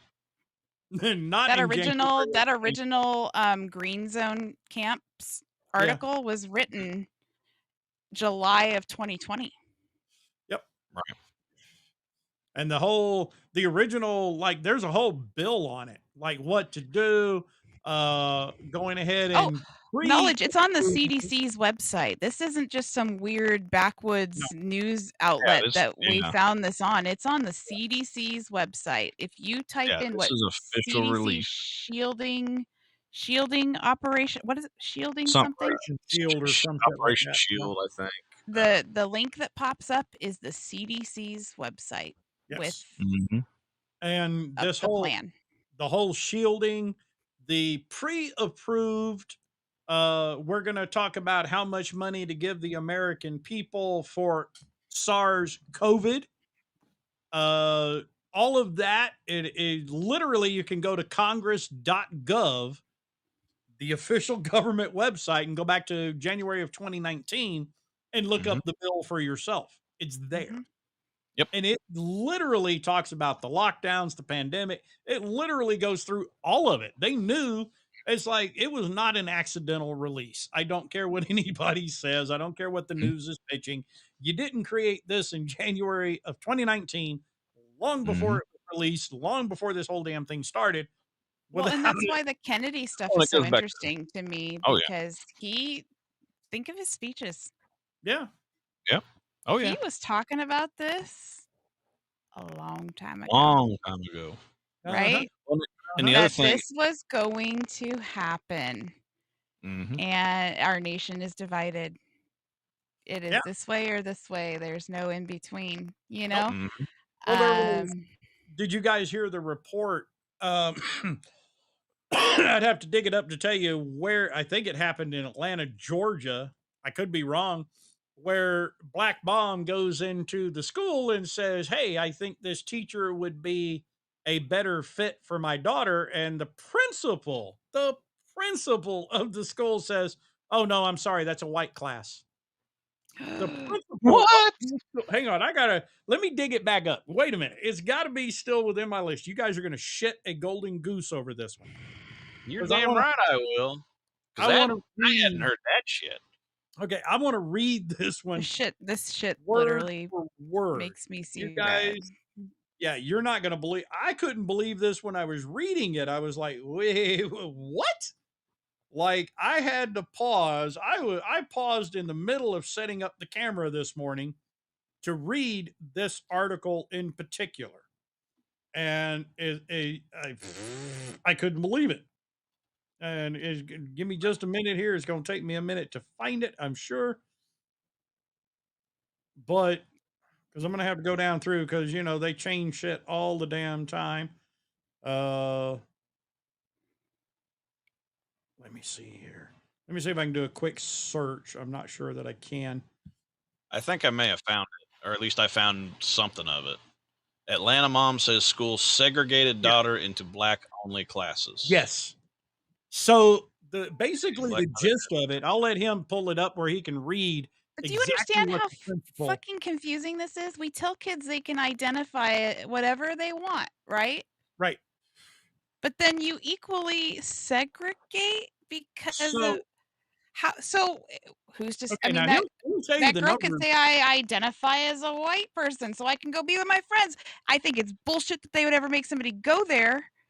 But Right. how can you say you can be whoever you want to be? You can identify as whatever you want. We're so new age and progressive. And Well, then now remember, you're talking about, yes, you can identify as this, you can identify as that, and all that kind of stuff. you can But have a dick and be a not woman. but the one thing that you cannot identify as, okay, you cannot identify as another race, especially if it's black versus white. But it's Because bullshit look at what, because there's nothing different well, about hold on. me or a black friend of mine other than the You're right. melanin in our fucking skin. You're right. But the only reason I say that, look at what they Bullshit. did to that lady that worked for, I think she worked for the NAACP. I remember She she was a white identified. lady. She was a white lady, but she went and she had tans and she identified herself as a black woman. Uh-huh. They crucified her over that. Absolutely. That was a few years crucified her. ago though, right? I feel like That it was a might few be years approached ago. differently now just because Nope. it fits the narrative. Right. Nope. Because here's the thing, because they just had a recent story on her just a couple of months ago. She still is dealing with the fact that she still thinks in her mind, okay? And we can talk about mental orders and all that kind of stuff, but she still thinks in her mind and still identifies as a black woman. Well, She still gets I crap about that. identify as the Pope. So from this point forward, but that's the point that I'm making, bless though. you. So it's okay if you're a woman and you want to identify as a man. It's okay if you are a man and want to identify as a woman. Okay. Hell, it's even okay if you're 60 some odd years old and you want to identify as an 8-year-old, because there's a story out there on a guy that does that shit. Oh yeah. The second that you are white or black, it doesn't matter. But the second that you are white or black, you say, well, you know what? I identify myself more as a white person. That. I or I take identify issue with myself that more as a because black that's person. the least. They don't want that shit. That is the least confusing or invasive one of all of them. Like exactly. And but since Leonard pulled the story, I'm gonna let him read the official numbers and comments. But basically, what this boiled down to, the principal took 2 teachers, 2, and designated those black classes. Yep. The other 13, I think it was, teachers are designated as white only teachers. So here's where I'm a bitch. Laird, Are the black only teachers black? Whoa, see, here's the thing. He didn't tell us about this part. Hang what on. race do you think the principal is? White. What race? Nope. Oh, she's a black principal.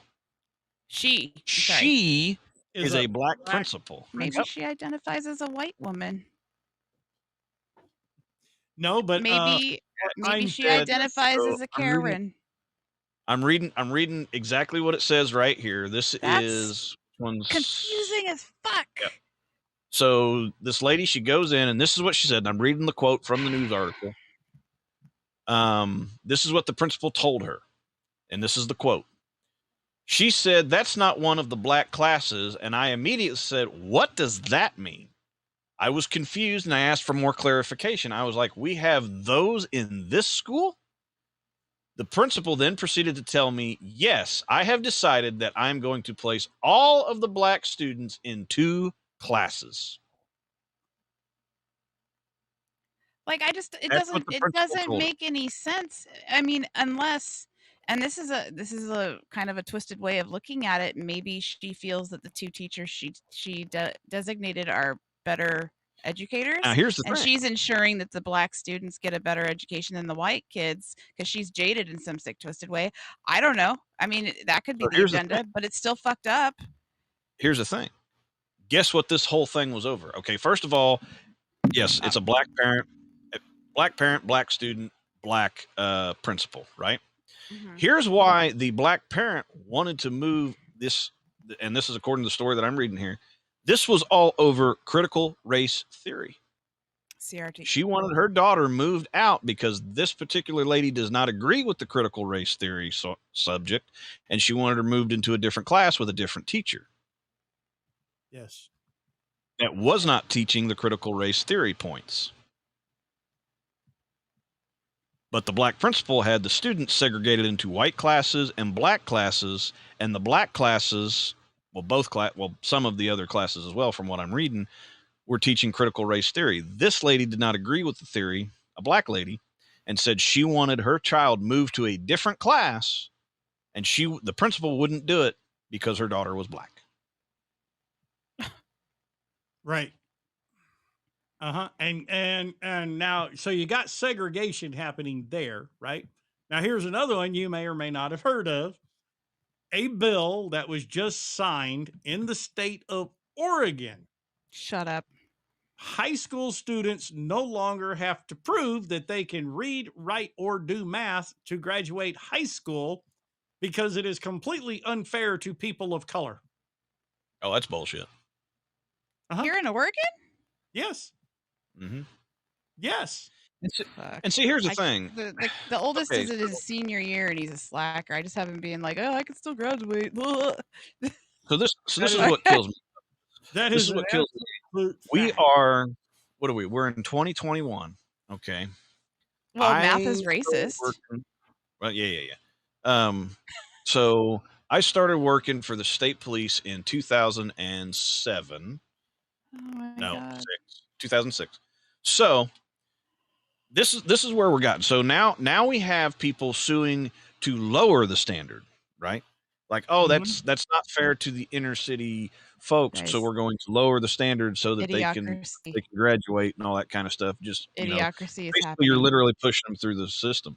But in 2005, my old department was sued, and I don't remember, it wasn't the NAACP, but they were sued because we lowered our standard. It used to be, before I came on, it used to be that in order to become a state police officer, you had to have a 2-year college education, or you had to have gotten out of the military as an E4 or higher. So just being in the military didn't count. You had to reach a certain rank, or you had to have a minimum 2-year degree. Not, hey, I went to school for 2 years. No, you had to have an associate's degree or higher. Okay. Right. The superintendent, prior to the one that I worked for, lowered that standard and said, you know what, we're going to make it a high school diploma. And the reason we're going to make it a high school diploma is so that the inner city kids can become state police officers because they're not achieving those standards. He got sued by we'll call it an African Americans rights group or a black rights group, whatever. He got sued by a group on that, and they said that's bullshit. You should not lower the standards just so that these kids can get in there. That's reverse of what we want going forward. Right. Okay. It actually sends an even worse message. Well, my point is this. So he got sued for that all those years ago, right? And I mean, we're talking what, 10 years ago, 15 years ago, somewhere around there. But, well, what, 10, 11, 12 years ago. We're talking 12 years ago, right? He got sued for that. Okay. And it was this big thing, all over the news. Oh my God, I can't believe they would lower the standards and blah, blah, blah. It was all over the news about that. It was a big deal in the state. Like, oh my God, how could they get away with that? Lowering the standards, just because of this and this and this and this and this. And then, now here we are, 2021. Now they're suing or changing rules, whatever, to make it so that you don't even have to read or write to graduate high school, literally lowering the standard. To me, I'm kind of looking at it going, okay, so we had a guy a few years ago getting sued for doing that exact same thing. Now, oh, we need to do that. So I'm telling you that movie Idiocracy was a huge look into our future. Yeah. And the report, now the thing about Oregon is she signed it. The governor signed it last month. But it did not get into the system until just a few days ago because of a glitch. Literally, if I could explain my hatred for her, and not get myself banned on any platform. Right. And it's in place for the next 3 years. Gee, who's in office for 3 more years? And just to go. And what you were talking about, Laird, that the funny thing about that is at the same time that was going on, that's the same time that Obama lowered the standard of testing for CBP. Oh, damn! Lower the scores and So testing ability on the requirements for border patrol were way lowered. so As Yeah, because part that of used to be Oregon kind of makes bad. sense now. And this actually pisses me off that I'm having this epiphany right now because they defunded the police. Yeah. Right? So Yeah. they literally cannot keep people on staff. They don't pay enough for the risks that they're putting them into and everything. So they actually lowered the standard to allow people to apply for the first time ever that had certain forms of felonies. Yeah. Yep. That don't surprise me. Felons cannot have firearms. No. How is a felon going to be a police officer? Well, that's where the change in the rule is going to be. If you are a felon and you want to have a gun, you have to become a police officer. That's going to be where the loophole is. Yeah, either But that's that what I'm or they're saying. gonna So it be makes sense that armed. they'd say you don't even have to have your high school diploma. Right. Like, So basically what they're doing is that they're fits the literally narrative. creating, they're literally creating, A and it new could be on age purpose. of police because Well, you're literally creating a system where the criminals are going to be policing the criminals. the criminals. And almost guaranteed they're not going to let them have a gun because remember they want to get rid of guns too, but they're going to make them a part of that new policing community. Well, yeah, they've already talked about the community patrols. Yeah, that's what they're going to Right? do. Don't need to read, write, or do math. You know, forget about all that shit. Do you know that I have a better chance of being raped 3 times? Right? Like not consecutively. Fuck. Ooh, that's a gangbang. 3 separate occasions, right? And the police would not show up in time to handle the situation. I have that 3 times more likely of that happening to me than I do the police showing up 1 time on time. Yeah. But see, that was some new statistic with all the Portland stuff going on right now. 800% increase in crime. Here's where here's the ball.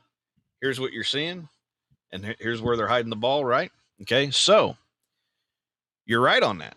But how does that all tie into stay-at-home orders now? Well, if you're not out there and you're working from home, your chances just decreased, right? So why do we need to have the police out there if you're going to be working from home?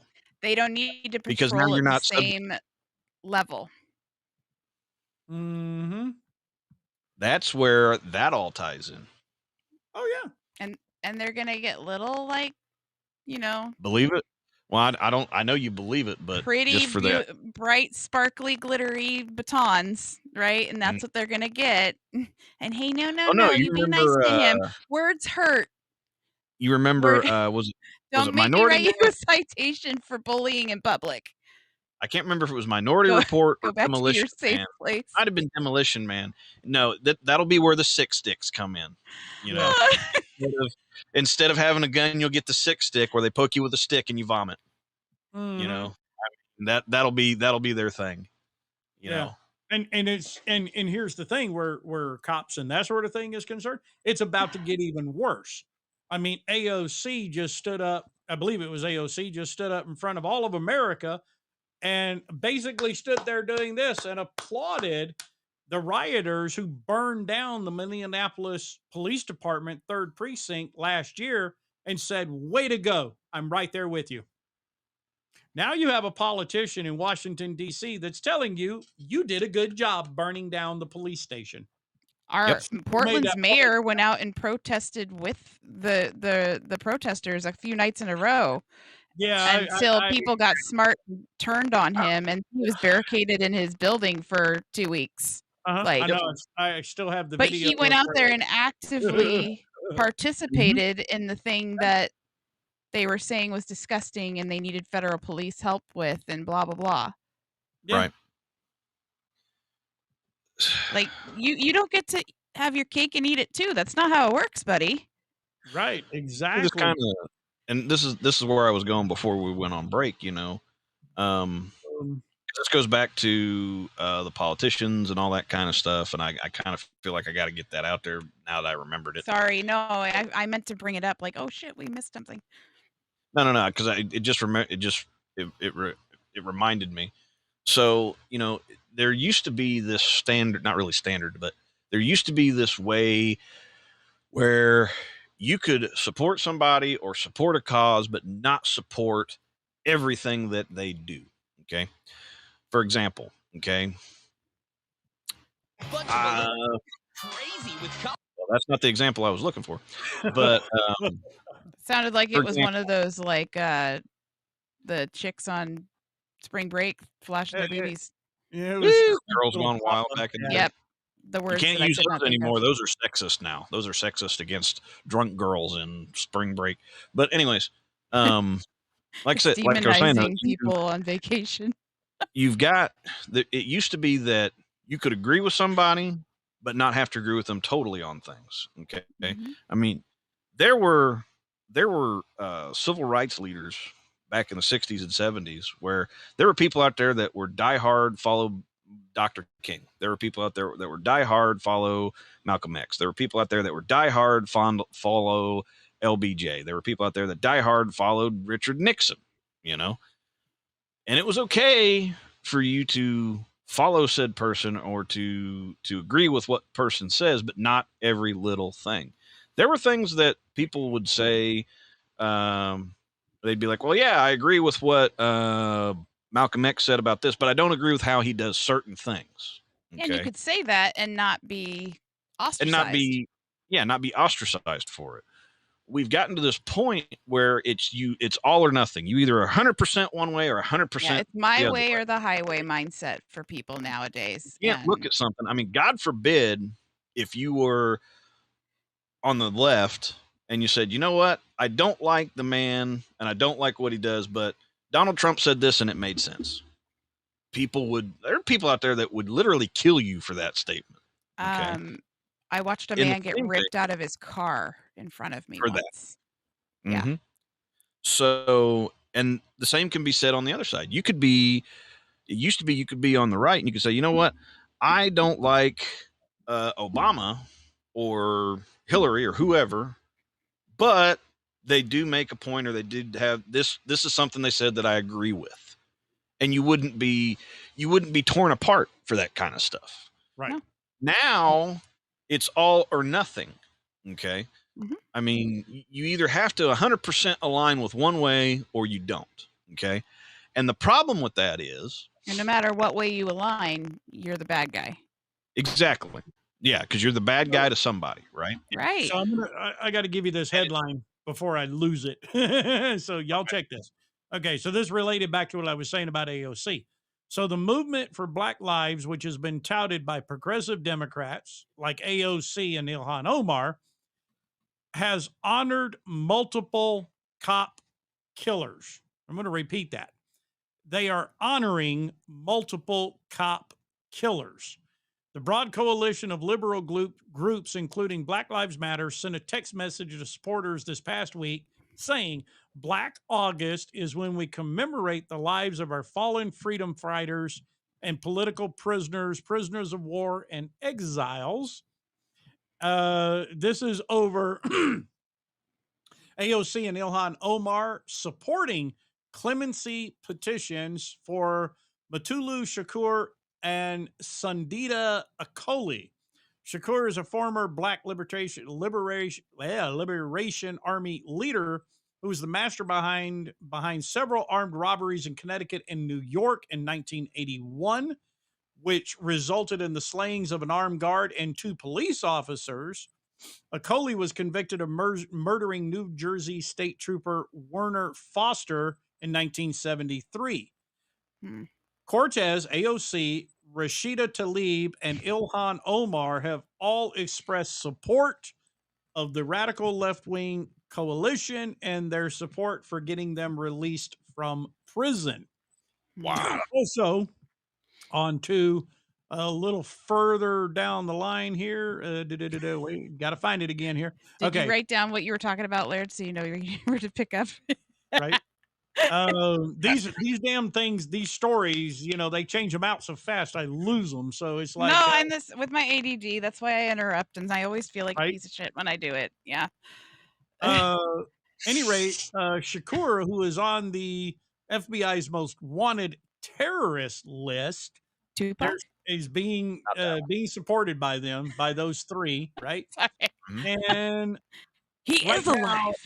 yeah, right now, AOC, Ilhan, Talib, they're all like, they want ICE gone, the rest of them gone, et cetera, et Yep. cetera, et cetera. But they're all announcing their support for totally disbanding the police, the prisons, and ICE. Disregard the fact that ICE just caught 2 days ago a bunch of MS-13 members and a serial rapist trying to get across the border. Let's forget all that. And I hope if they disband ICE, that those individuals find their way to Ilhan Omar, AOC, and Talib and rape the living hell out of them. Yes, I just said that on national media, but I hope they fucking do. Because I maybe hope you then get they'll raped. realize what the hell they just did. Okay, I won't go as far as that point. But I will say, he said that, and I was like,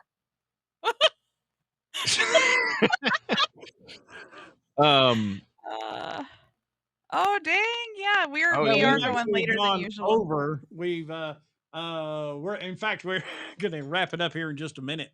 One Well, other yeah, one let's let Laird finish his thought. well, one other quick one, Well, and what I I was know again it flashed and now it's disappeared. It's disappeared, but I haven't, so I don't know the story. I'm gonna have to look it all up, but it just flashed across my screen. Apparently, y'all know what Gold Rush is, right? yeah. The TV series on Discovery, I think it is Gold Rush with the Yeah. kid, you know, who's grown up. Big old headline: the full cast has admitted the show is 100% fake. Well, no shit on that. Uh. That's a no brainer. But like I said, I Continue. wouldn't go as far on that kind of stuff. But what I will point out, going back to the Omar and all that kind of stuff, well, I will point out is blind, because that's what it is. Blind allegiance based off of,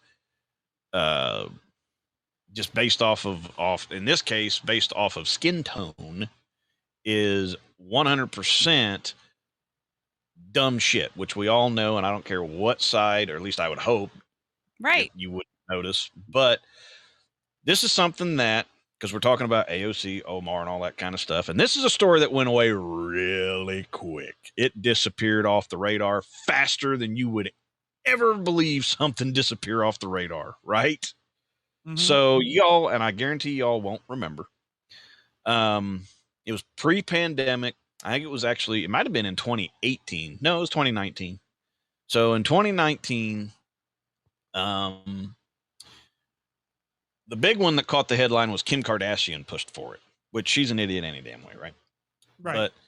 But once she jumped on it, then you had the Omars, the AOCs, and all that pushing behind it.